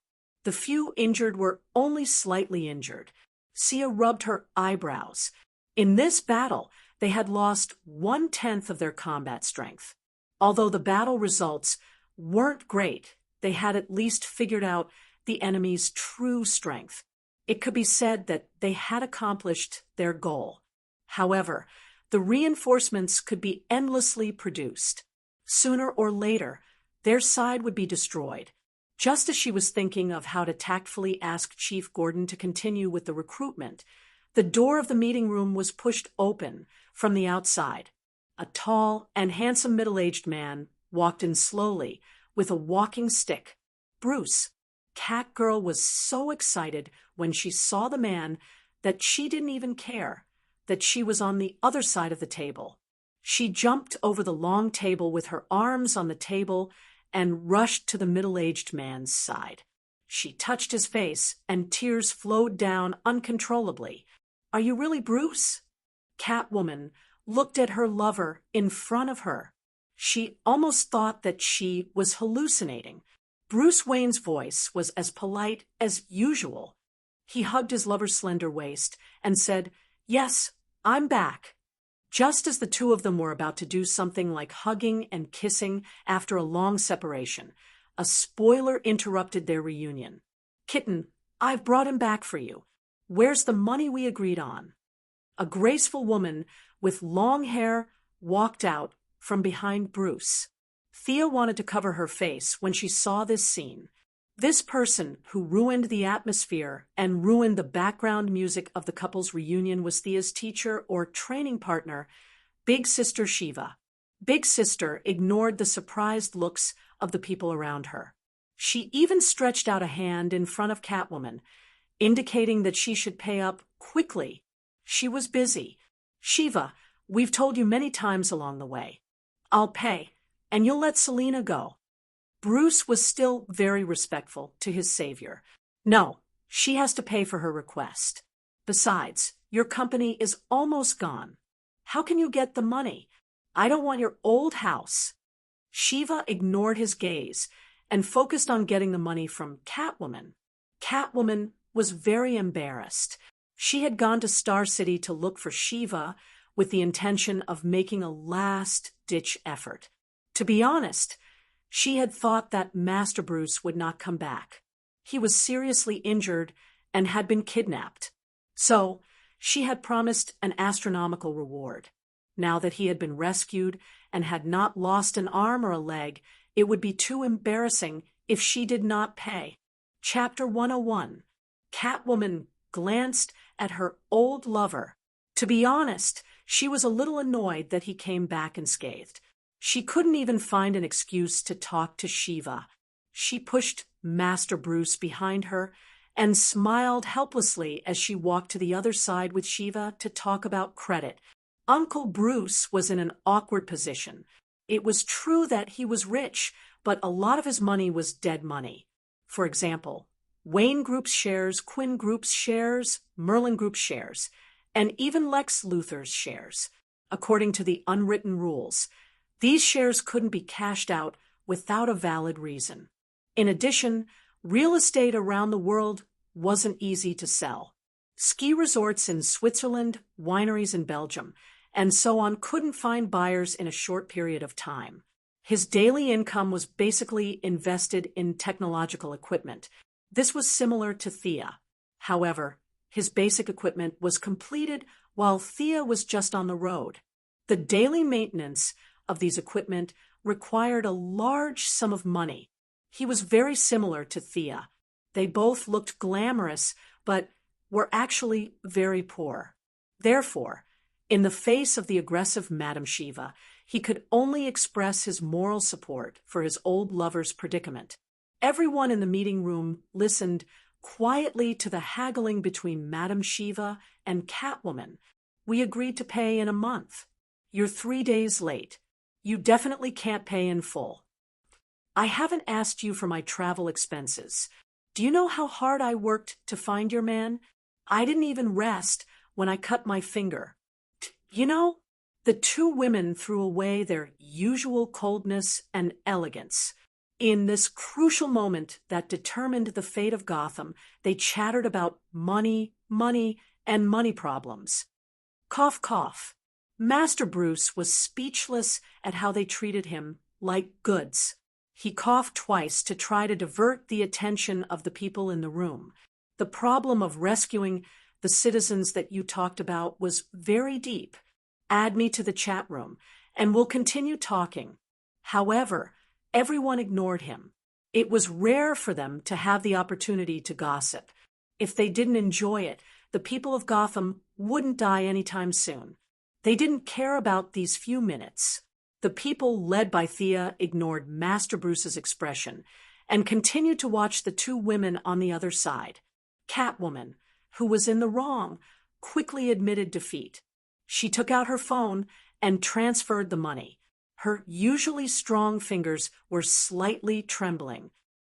Beep. The clear ringtone of the phone rang in the room. Shiva looked at the screen with satisfaction. Kitten, you're quite rich. That's the down payment. Remember to transfer the money at the beginning of the next month. After saying that, Big Sister looked around and saw Sia. She waved at her and said, I've been away from home for a long time. I don't know if my daughter misses me or not. I'm leaving now. After Ms. Shiva finished speaking, she put away her phone and flung her long black hair behind her back, leaving behind a suave back view as she walked away. What did that mean? I'm not even considered a graduate yet. They didn't even give me a certificate or anything. Sia knew that she had a daughter who was said to be shockingly talented. She didn't know if it was true or not, but she was still a little reluctant to part with her elder sister whom she had been with for half a year. Most importantly, she needed someone who could fight. Why did she run away? 2 more minutes, and I'll get to the point. But after thinking about it carefully, he decided to just let her go. Based on what happened to the feline girl, he knew that he couldn't afford to hire this girl who only cared about money. Old Ma probably spent a lot of money to teach him back then. Mr. Wayne, have you recovered? Sia hurriedly asked Batman, who was beside her. This was the strongest combat power they had at the moment. She was asking if he could fight now. Bruce was an extremely intelligent person. He immediately understood what she meant. But understanding was one thing. Objective facts on the material level could not be ignored. He raised the walking stick in his hand. I can walk normally now. F***CK, you're funny. You mean you're still injured? Then why did you come back? Did you come back to work? Sia felt like the entire world's consciousness was laughing at her. It was not easy for her to get back 2 helpers, but one had run away and the other had a debuff. After going around in circles, she was back to the starting point. Did she still have to rely on these people? She didn't know how much he had heard of the meeting. Thea explained it to him again. Mr. Wayne, do you think the large-scale rainfall and neutralizing radiation will change the shallow evolution of the enhanced? Call me Bruce. I'll always remember Miss Thea's help to Gotham. Bruce stood up to express his gratitude. As for your suggestion, we can do it this way. Back in the day, I developed a special type of wavelength trigger. This type of sound wave is harmless to normal people.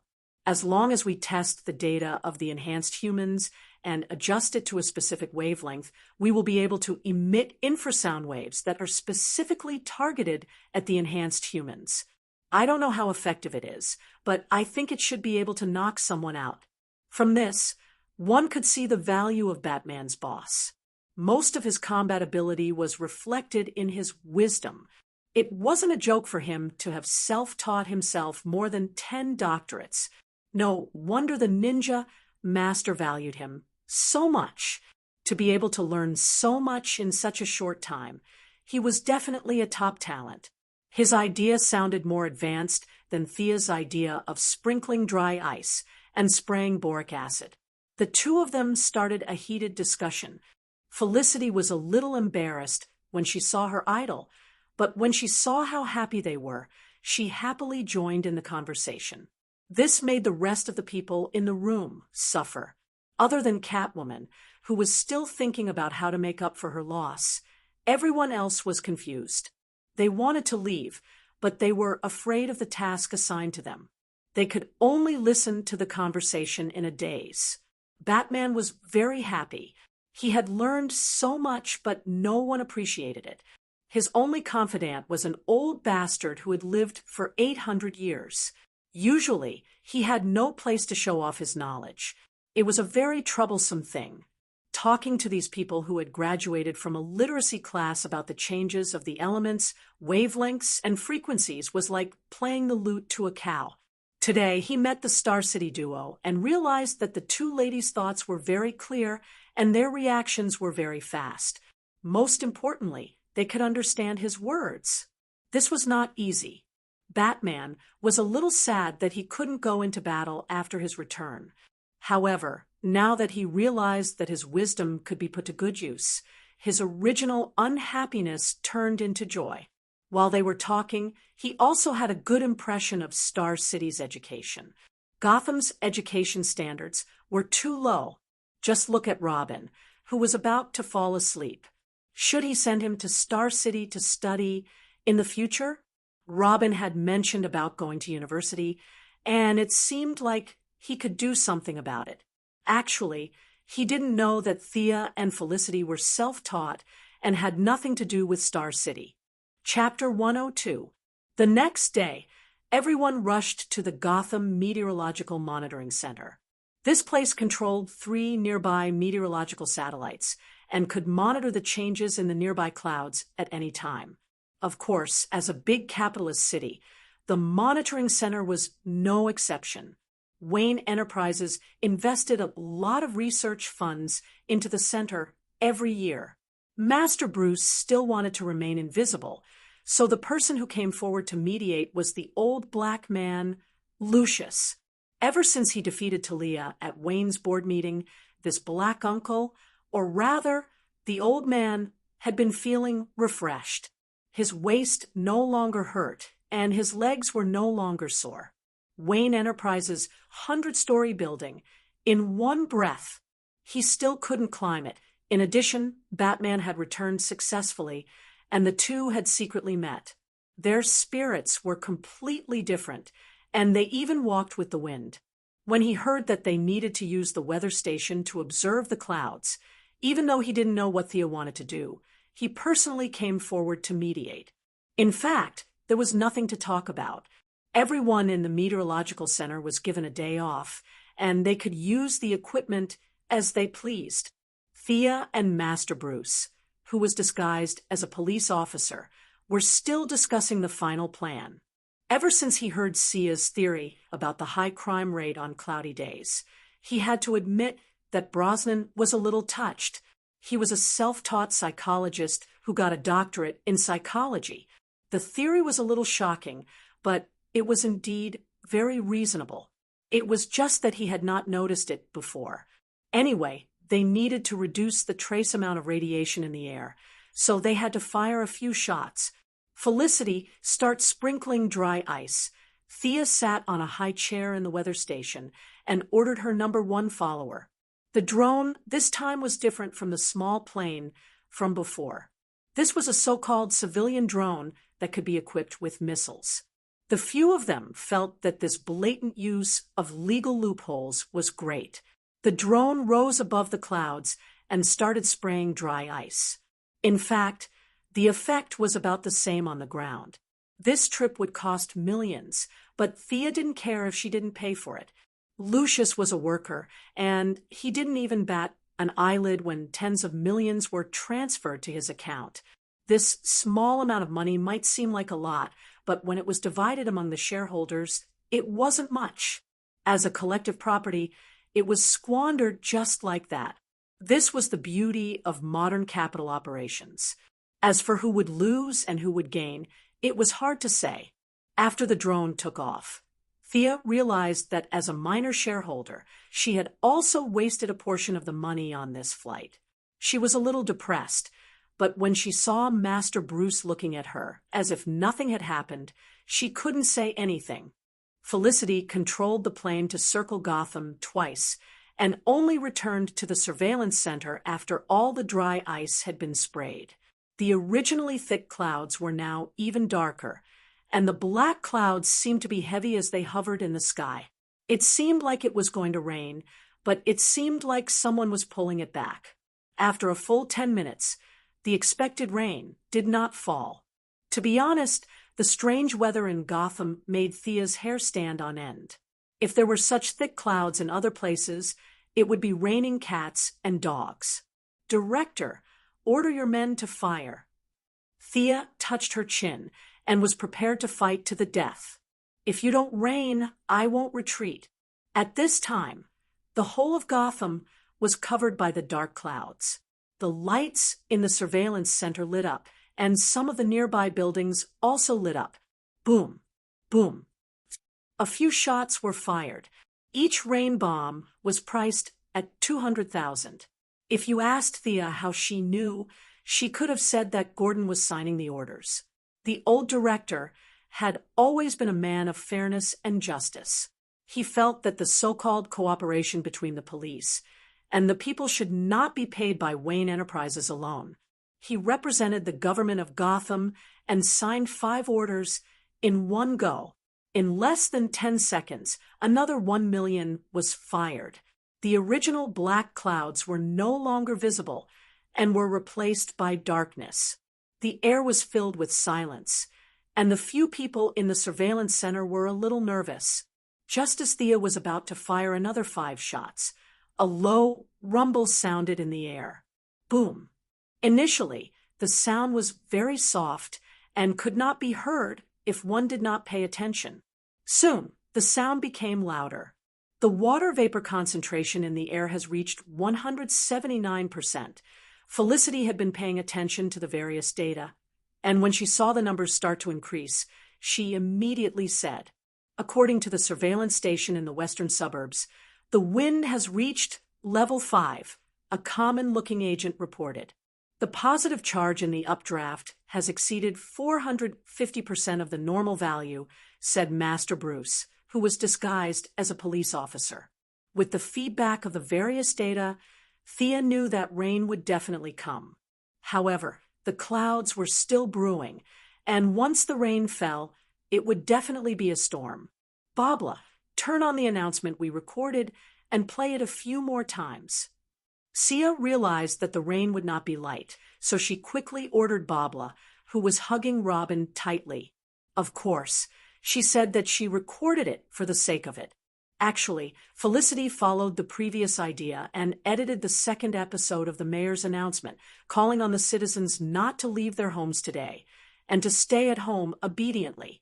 Sometimes, Thea felt that if she stayed in Gotham for a few more months, this imprisoned mayor's popularity would break through a new high, and he might even be able to be reelected. Initially, when he heard that they did not treat the mayor as an officer, the old-fashioned Batman was against it. However, when he heard that this was not the first time, he could only agree with it. Boom! The thunderous rumble finally sounded in the sky above the ancient city. Now, there was no need for them to do anything. They had already done what they needed to do, and it was believed that not many citizens would go out in this kind of weather. If there really was such a weirdo, being struck to death would only be a waste of their intelligence. The continuous rumble of thunder lasted for a full 10 minutes, and bean-sized raindrops started to fall densely on the sky above the city. The glass of the surveillance center was hit by the raindrops, and it made a loud noise. The hidden world boss that Thea was suspicious of did not jump out, proving that Gotham was not a place where the devil was sealed. It was just a cumulus cloud formed by a special terrain. She could loudly announce that this episode of Entering Gotham was a complete success, telling everyone not to be superstitious and to believe in science. She stood in front of the window and watched the raindrops hit the tempered glass, leaving streaks of stains on the glass. Of course, this was not because the cleaners in the surveillance center were lazy and did not clean the glass, but because the pollutants in the clouds were brought to the ground by the rain. Will Gotham be different tomorrow? Master Bruce stood beside her and gazed into the distance. There was a hint of worry and anticipation in his voice. It definitely will. Thea was still looking out the window and did not turn back. She was very sure of this. After all, they had spent millions. It would be ridiculous if there was no effect. After the rain, no matter how you looked at it, there would definitely be changes in the city. Chapter 103. The thunderstorm raged over Gotham for a day and a night. When the rain lessened, Thea asked the old director to shoot 2 more shots into the sky in order to disperse all the clouds. They could not waste the rest of the day. It was unlikely that the bad guys from Arkham would ambush them in a thunderstorm. A few of them went to the side to practice their martial arts, while the rest of them helped Batman make the sonic weapon. Most of the previous equipment had been taken away or destroyed by Bane after the Batcave was exposed. Fortunately, Bruce's clever brain was still around. He pulled some equipment from the Sky's Eye Society, and the few of them rolled up their sleeves and began to work. Bruce had been doing mechanical work for a long time, so his hands-on skills were not ordinary. Thea could build the magnetic skateboard with her imagination, so her mechanical skills were also very good. Felicity had been trained in Star City, so she was quite familiar with the work. She joined in midway, and the three of them were in full swing. They wore work clothes, wore glasses, had towels around their necks, and were fiddling with welding torches and sledgehammers in their hands. This scene fell into the eyes of the few people who did not know the science, and it was indescribably disharmonious. You two are one of the few billionaires of the bourgeoisie. Are you betraying the class and joining the proletariat? Do I have to give you a certificate or something on May 1st next year? Barbara felt that her dream life in the upper class should not be like this. She should keep her identity as a petty bourgeois and not try to squeeze into the upper class. Halfway through the process, Miss Firefly, who was always quiet, joined in, and the whole process sped up greatly. It had to be said that it was a waste of her talent to be born in the United States. She was a natural-born welder, and she could control all kinds of temperature and fire to perfection. Most importantly, she was not afraid of fire. In order to maintain her beautiful face, Sia had put on 2 layers of protective gear. Master Bruce also wanted to maintain his handsome middle-aged appearance, so both of them covered themselves up tightly. However, Miss Firefly did not care about this at all. The sparks that splashed on her face were extinguished without any reaction. In addition, she was so skilled in the technique that Sia even wanted to ask if she had graduated from Lanshan High School. Now that the equipment was equipped, the next step was the debugging phase. Just as Thea was wondering if she should go and catch an enhancer in the rain, Layla performed a meritorious service. For some reason, one of her agents picked up a broken arm from the ground when they were retreating. He wrapped it in a cloth and brought it back. When he heard that there was radiation, he was so scared that he peed his pants and quickly handed it over to Laura. Everyone gathered in the laboratory to observe the arm. In fact, when the enhancers appeared that day, the few of them did not fight with each other. Only Thea shot one down from afar. The others could only say that they saw it from afar. It was only when he saw the arm up close that he realized how dangerous it had been. "Did you fuse with an animal?" Felicity asked as she pointed at the sharp claws on her arm. "It looks like some kind of lizard." Batman, who could be used as an encyclopedia, concluded after observing for a while. The few of them were too lazy to think about what kind of animal it was. They began to measure the traces of radiation on the body and looked for special biological wavelengths. At this stage, Thea could not help much. She could barely be considered a bachelor's degree in mechanical engineering, but she did not have a master's degree. She only had a vague understanding of biological genes. It seemed that she still had to study. After the Gotham incident, she had to study hard for a period of time. The Princeton Library would be her permanent residence for a period of time. Since she could not help, she would just have to learn from Professor Bruce's calculations. Regardless of whether she understood it or not, Thea recorded the process of the calculations. From time to time, she would whisper a few words to Felicity. Although this girl was a computer science major, she had dabbled in a lot of miscellaneous subjects. She could barely keep up with Batman's thoughts. The couple, Barbara, felt that Batty had won glory for Gotham this time. The Star City duo was not omniscient. Although they did not understand anything, they still accompanied him in high spirits. Ever since Shiva took away half of her life's savings, Catwoman had not been in a good state of mind for the past 2 days. She stopped looking after less than 2 minutes and hid in a corner, thinking about something. Now, her man was about to be taken away, and her money was already taken away. The bitterness in her heart was indescribable. The problem was that this was not over yet. She had used half of her savings and committed crimes recently to barely make the down payment. Faced with an astronomical amount of debt, how was she going to survive in the future? Looking at the thunderstorm outside the window, she wondered if she should take advantage of the dark and windy night to go out and commit a few more crimes. However, she remembered that Bruce was already back. He had always been against her actions. Previously, he was too far away to care about her, but now that he was back, it would be too easy for her to commit crimes to ruin their relationship. Originally, Talia had been singing "Give Me an Eagle, a Mighty Man in Arkham." She had used all her strength to drag him to her side. If she had pushed him out, the two of them would have been done for. After thinking about it for a long time, she could not think of a solution. As for borrowing money from Thea to pay off her debt, she had no intention of doing so. Catwoman, who grew up in the slums, did not have the concept of spending money in advance. From this point of view, she was still a rather traditional person. The rain stopped at around midnight. The next morning, everyone went outside at the same time. Thea, who had recently returned to normal, came out early. She wanted to see if Gotham's feng shui could be changed. From time to time, dirty water could be seen flowing into the sewers from high to low. Thea could not figure out what the black rainwater that fell to the ground was made of. She made a mental note to ask Gordon to increase the salary of the municipal workers. The workload was huge. Fortunately, Killer Croc had been arrested.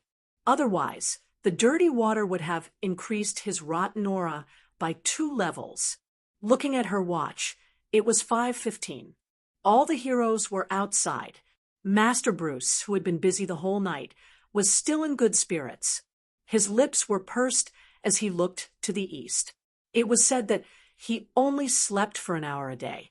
Thea did not know if it was true. She would ask Catwoman about it later.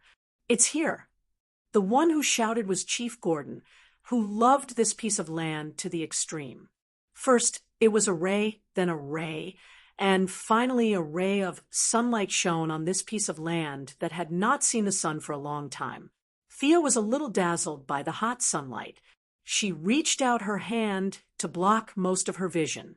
Countless rays of golden light shone through the gaps between her fingers, making her whole body red. The sun slowly rose, bringing with it rays of light.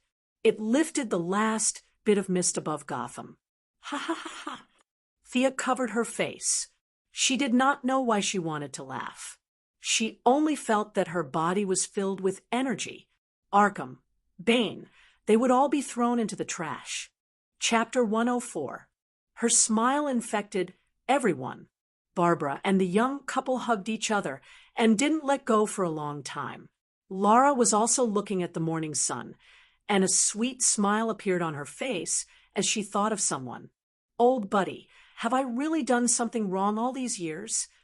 Bruce walked up to Gordon and asked in a low voice. It was hard to tell what kind of emotions he was feeling. Happiness, excitement, depression, and maybe all of them. The old director, who had always lacked quick wit, didn't know how to answer this question. However, after living for so long, he at least knew who this sentence was directed at. He could only vaguely say, maybe it's a matter of perspective. Women and men see things from different perspectives. The old director was afraid that it would hurt his confidence, so he racked his brains and finally came up with an excuse. He then added, "She's also young, ambitious, and sharp." It's good to be young. Bruce looked at Thea, who was standing in the distance, gracefully in the morning sun. Even with his experience of seeing so many women, he couldn't help but be affected by this scene. This was no love, just pure admiration. Perhaps it was indeed a matter of different perspectives between men and women. Bruce could only tacitly accept this fact and pick up his shattered belief. Otherwise, with his psychological condition, if he was suddenly told that what he had done for so many years was meaningless, he would become evil at any time. I have to apologize to you. You entrusted your daughter to me, but my focus was on Robin. I will pay more attention to Barbara in the future. He also wanted to see if there was such a big difference in the way men and women handled problems. It just so happened that he had 2 experimental subjects under him to test. Gordon didn't know whether to thank him or to pay more attention to his daughter. According to his selfish desires, it was best for his daughter to live a peaceful life. Frankly speaking, as a father, he wasn't happy that his daughter had embarked on the path of heroism. In the past, Babla had been slacking off, and her martial arts were sparse and mediocre, which was partly due to his indulgence. However, now that Bruce had clearly expressed that he wanted to treat his daughter with high standards, he could only smile wryly and express that he was fine with it. Besides, billionaires like them were all rushing to the top, and his daughter wasn't that delicate. It was always good to have more skills. There was no need to say anything about training. Unbeknownst to them, their father and teacher were preparing to train them fiercely. Babla and Selena were kissing passionately while facing the morning sun. Thea didn't look at the lovey-dovey couple and walked to the 2 old men. Uncle Bruce, can your wavelength transmitter be used today? Thea also had a headache over this title for a long time. Calling him Mr. seemed distant, but calling him by his name seemed distant, so she could only act cute and call him Uncle. As expected, this form of address gave Batman a headache. He was only in his early 30s. Was he really that old? He touched his cheeks. Recently, he had been through a lot of trouble. His mouth was full of beard, and he did look quite old. Facing a 17-year-old girl. So be it. After pondering for a moment, he said, absolutely, but the area of effect is limited. The enemy has to be within 500 meters for it to be effective. Are you going to attack today? Yeah, it's better to attack as soon as possible. Freeze hasn't fully recovered yet, so this is the best time to attack. Thea had already discussed Arkham's current situation with Bruce yesterday. Especially with the involvement of the Court of Owls, the severity of the situation had reached its peak. Even though Bruce wanted to wait for him to fully recover before taking action, every minute and second was precious. It wouldn't be surprising if the Court of Owls, the old nobles of Gotham, did something earth-shattering. They were both smart people. Without any conversation or eye contact, Bruce tacitly accepted Thea's current command. If he was healthy, the command would definitely be his. Even if Superman was in Gotham, he wouldn't have a problem with that. However, since he couldn't go to the front lines, he could only entrust Thea with full authority. Before 9 o'clock, the various police officers, volunteers, and veterans who received the call had already arrived at the scene. Those who knew each other were surprised by the sun in Gotham. Yes, the sun that could be seen everywhere in other places was a rare thing in Gotham. Even if it was sunny in the past, the sun wouldn't shine as brightly as it did today. Many people who had lived in Gotham their whole lives found it hard to adjust to the sun when they woke up. All the sunglasses in the convenience stores in the city were sold out. All the sunglasses manufacturers in America were awakened by the calls from their distributors. They worked overtime to stop the shortage of sunglasses. After that, they held meetings to find out what the problem was, whether it was the Korean missile crisis or the sudden change in the situation in the Middle East. Uncle Batman didn't slack off in the morning either. He analyzed the Scarecrow's poisonous gas sample that Thea brought back last time and made a targeted injection.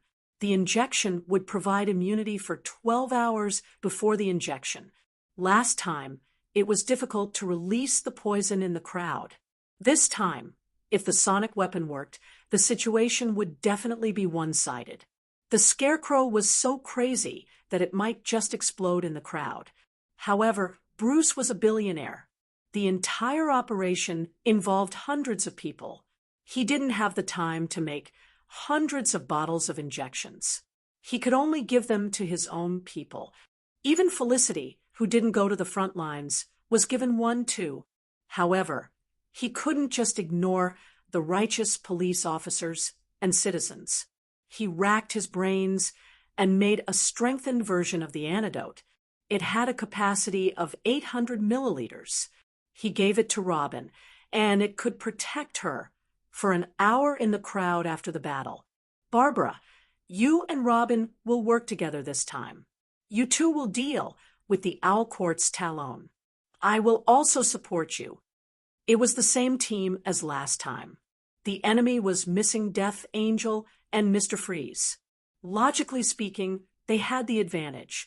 However, after Bruce's confirmation, Thea knew that the Talon wasn't a single person. It was a collective name for a group of people. God knows how many of them there were. If they were all as skilled as last time, it would be difficult for Thea to deal with 3 of them. Catwoman and Miss Bridget will be the mobile force to deal with any unexpected situations. Are there no problems? Let's go. Before they left, Bruce called Thea over and whispered in Chinese, "Help me keep an eye on Selena. I'm afraid that she and Talia." He didn't know what to say.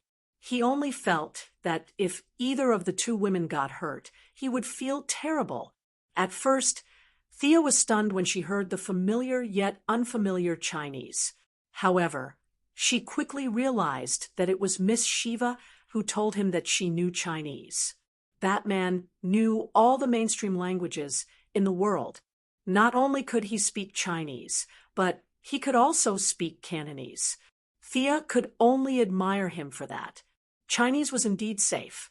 He was also afraid that the people in the room would have other thoughts if they heard it. In this world, Chinese was a foreign language among foreign languages. Even though he didn't elaborate, Thea understood that he wanted her to help Talia when she was in danger. However, he was also afraid that Catwoman would think too much. Chapter 105. It seemed like he still had some feelings for Talia. It was not easy to be a good man. Thea could only reply in Mandarin, "I understand. I will take care of her." Both of them did not go into detail about who she was referring to. This time, during the Arkham invasion, Sia had reduced the number of normal arrows she brought along, and brought along a lot of high-tech arrows. Last time, whether it was against the Angel of Death or Talia, it was proven that her archery skills were only good against normal people. If she did not have enough strength, she would not be fast enough. No matter how accurate her aim was, it was useless. If she still wanted to rely on her archery skills, she would have to increase her strength. Thea felt that her archery skills were no different from the future Olivier. The key was the thickness of her arm. Strength was the foundation of all physical battles. Sigh, it was not easy being an archer. This time, she did not bring her skateboard. She did not wear the cumbersome antiviral suit. Instead, she wore a red overcoat like she was going on an outing, carried her sword, and put on her infrared glasses. However, she regretted it the moment she reached the entrance of Arkham. If she had known, she would have brought her skateboard. This was because the group noticed that the entrance to Arkham had been repaired. The entrance was filled with people. Everyone was quiet, and the ones leading the way were the few Gotham celebrities that they had met before. Talia was sitting on top of the 5-meter-tall entrance of the asylum. She was still wearing the same dark green overcoat with a hood. She had a weapon on her waist, a quiver of arrows on her back, and a longbow in her hand. Why did they come out today? Were they not afraid of being wiped out by the missiles? Oh, Thea immediately understood. Talia must have received news that Batman was back. She knew that her lover would not dare to use missiles, so she brought a large group of people to fight. Thea regretted it. If she had known, she would have brought her skateboard. However, it was too late now. She lowered her head and ordered Laura, "Get the military helicopters here. If we can't beat them, they can cover our retreat." Yes, Thea felt like two groups of people had agreed to fight in the field after school. The elementary school students on both sides were already in position. Both sides were soldiers against soldiers, generals against generals, and the strong visual impact was constantly assaulting her brain. Since the other party dared to come out with such great fanfare, they must have something to rely on. He had to be careful. Seeing that both parties had arrived, Talia placed her left hand on the door and landed on the ground with a beautiful front somersault. She slowly walked out of the line and stood at the front, looking at Thea. Had she been the one behind the scenes all along? It was possible that she had both brains and subordinates. Thea saw that all the penguins and pig-faced people were standing quietly behind her. She was even more certain of her judgment. He wanted to let Gordon Sr. continue to assume the dangerous identity of the leader, but Catwoman had already taken the lead and walked out of the formation. Catwoman was fully armed today, with 3 daggers hidden under her tight black leather jacket. She held a long whip in her hand and a baton on her waist. Ever since she saw Talia, she had finally found a way to vent all her frustrations. "You're the cause of all this, right? You should know who I am. Let's have a showdown." Thea was happy to see them fight one-on-one. The two of them were about the same strength. Talia's martial arts had been learned scientifically, so her strength was stable. Catwoman's was much worse, and her level was sometimes high and sometimes low. However, when Catwoman attacked in a rage, it was hard to say whether or not her little universe would explode and kill the other party. Sia could only admire Uncle Bat's foresight. These words were still ringing in her ears, and the two women were about to fight. Her task was not difficult, as long as she could keep them alive. With a bitter smile, she drew an arrow and knocked it on the bow, ready to support the one who could not win at any time. However, to everyone's surprise, things took a big turn.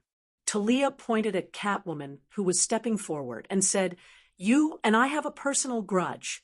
She then pointed at Thea, who was watching the show, and said, "Her and I have a business matter." It was hard for Catgirl to describe her current state of mind. She had seen how Bruce had called Sia aside and warned her. Although she didn't understand Chinese, she knew what he was thinking as his lover for many years. He also had feelings for Talia. Where was her position?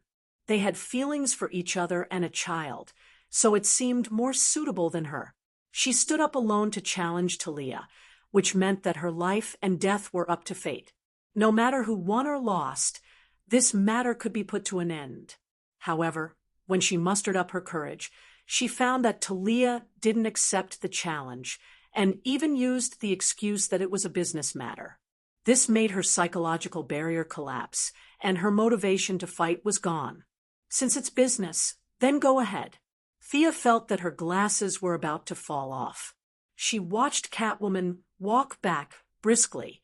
What happened to the fight? I was still waiting for support. What's the meaning of this? However, before she could figure out what to do next, Talia's words made her feel what it meant to be thunderstruck. "Sister, come out.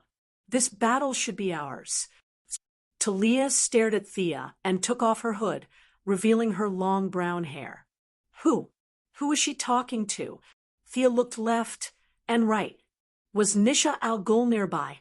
However, 2 seconds later, she found that everyone on the field was looking at her. "Are you talking about me? I'm your sister?" "Your sister. How can I be your sister?" Thea's imagination ran wild. Could it be that she was also the ninja master's daughter? Her mother couldn't have made friends in Nandarbart, right? Although, according to the results of social network research, her mother didn't need 6 people to contact the ninja master, but they were too far away from each other. Thea knew that she had misunderstood. She looked at her appearance. She was about the same age as her sister, and her hair was also brown. Nisha liked to wear red and black clothes, and coincidentally, her battlesuit was also red. More importantly, she knew the martial arts of the Assassin League. The Ninja Master and his good son-in-law Batman had a lot in common. They didn't care about women. The only woman in the league was probably his daughter. The future Sarah Lance also got in with Nisha's help. Thinking of Nisha, Thea said, "I'm not Nisha." However, she regretted it immediately. How could an outsider know this name? As expected, Talia smiled faintly. "Father didn't come out with you, right? Is this your trial? He sent you to catch a traitor, like me. Father is still as heartless as ever." When Sia heard this, she broke down even more. "Yes, you are really too smart. I am actually speechless. Nissa has indeed gone for a trial, and the timeline coincidentally matches up.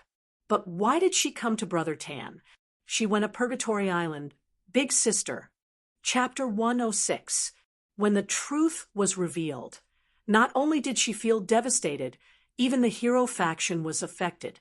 Uncle Bruce, who was known as the man with the highest IQ, was monitoring the battle from afar. He was prepared to watch his two women fight, but he did not expect things to turn out this way. "Thea, are you really?" Although Bruce had stayed in Nandarbat for a long time, he had never seen Nissa in person. He only knew that she existed, but he was very clear about the rules of the Alliance, so he could also think of Talia's suspicions. At the same time, with his high IQ, he found clues from their names. Thea and Talia's names were very similar. In less than 5 seconds, he had already verified that the two of them were related by name, clan, and bloodline. There was a 90% chance that the two of them were related. That was why it was not good to read too many books. Thinking too much. Of course, Thea would not admit it. They were not related to each other in the first place. Ninja Master was also a famous bad boss. What did she have to do with him? "We are not related. Trust me." Her tone did not dispel Batman's suspicions. Old Master Bruce did not know how to react when his promising junior suddenly became his sister-in-law. He could only say that the world was so small. In fact, if Thea took off her hood and saw her face, Talia would know that she had guessed wrongly. Ninja Master had an Arabian face, but Thea's ancestors were all Caucasian. As long as one was not blind, they would be able to tell the difference. However, revealing her face was not in line with her principle of keeping a low profile. With her strength, she did not dare to be targeted by the perverts of Gotham. Since she misunderstood, then she would continue to misunderstand. Thea ignored the strange gazes around her and slowly walked out of the crowd. Talia thought that she was going to accept the challenge, so she also walked forward slowly. The two of them stopped when they were 10 steps away from each other. "Let's fight using the Alliance's rules. If I lose, I'll take my men away. If you lose, the same goes for you," Talia suggested. She then waved her hand, and many men in black appeared around them. They were all wearing leather jackets and carrying bows. Thea didn't know if these were the elites she took with her when she betrayed the Alliance, or if they were recently trained. She sized them up and estimated that there were about 100 of them. If all of them were as strong as Yao Fei, they would be able to affect the balance of the battlefield. "That's a good idea." Thea agreed with her. Batman, who was watching the battle from afar, couldn't wait for his woman to leave as soon as possible. He didn't want her to cause any more trouble in this lifetime. All right. Thea had the same idea. The two of them took off their bows at the same time and gently placed them on the ground. They looked at each other and drew their weapons. They each held their weapons and made a mysterious gesture. According to the Alliance's rules, this was a greeting to the ancient gods. Therefore, even though the Ninja Master was now rotten to the core, he was still a very traditional person who abided by the rules. The disciples he taught all knew this set of etiquette. Malcolm, who had been his adjutant for a period of time, was naturally familiar with this set of movements. For some reason, old Ma taught Thea everything without thinking. This caused a certain misunderstanding. The Assassin's Alliance had a strict hierarchy, and the movements of each level were actually slightly different. Coincidentally, old Ma used to be an adjutant, and he taught the movements of an adjutant. Talia had been the master's adjutant for a long time, and before she betrayed the Alliance, she was also an adjutant. Old Ma could even be said to be her successor. This caused the movements of the two women to be exactly the same. The audience on the field could only see that the movements were elegant and simple, but looking at Thea's skillful movements, Batman, who was one of the 3 people on the field who knew this set of movements, couldn't help but ask through the headset, "Thea, are you a member of the Alliance?" She wanted to say that she wasn't from the Alliance, she was from the Horde. But at this time, Thea was fully focused on watching Talia's footsteps. She didn't have the time to explain. She said in a low voice, "No," but her words still caused a slight flaw. Talia waved the wolf fang in her hand and slashed at her neck. How could Thea be hit by such a simple slash? She held her sword with both hands and raised it up, blocking Talia's slash. Then she kicked Talia's stomach. As a teacher who trained Yao Fei and would train Green Arrow in the future, Talia was very experienced. She leaned to the side and dodged the kick. Then she changed her slash to a slice. Following the blade of Thea's sword, she slashed at her finger. Thea flicked her wrist and used the stabbing technique of Spanish fencing to attack Talia's middle. Not bad at close combat. Better than your archery skills. Talia immediately changed her move. Talia blocked the attack with her sword in front of her chest. "My archery skills are the worst. You underestimated me." Thea continued to stab, slash, hack, and slash, trying to continue to gain the upper hand. Not bad at all. Talia had indeed underestimated Thea. She only felt that she had the upper hand in the last archery competition. Now that she was facing her younger sister, who was much younger than her, she underestimated her opponent. But no matter if it was the eldest daughter or the opposing faction, she couldn't lose. She also used speed to gain the upper hand. In the distance, Batman knew that his sudden interruption disrupted Thea's pace. He regretted it very much. Now that he saw her gradually equalizing the disadvantage, he felt a little better. Now that the two women were fighting, he also didn't want to see any casualties. He hated himself for being powerless. Previously, he could ask Thea to take care of Catwoman. But in the end, they didn't fight. The main character didn't fight, but the helper fought. This really made him speechless. He wanted to wear the batsuit and go to the scene to help, but seeing that he was still on crutches, he didn't want to send himself to death. It would be embarrassing if he was knocked to the ground by a small soldier in the melee. He wanted to give advice from a distance, but he found that the two women were very fast. It was almost like they were competing with each other. They knew their own moves. There was no need for him to give advice. It was too late. He was very anxious. Who should he ask to be the insurance? His two apprentices were watching attentively. The two women were stronger than them. His apprentices were still a little behind. He couldn't count on them. Sigh. The only one in the field who was close to him in terms of strength was his old flame Catwoman. Selina, pay attention to their fight. If there's any danger, stop them. Bruce knew that Catwoman would understand his intentions as soon as he said this.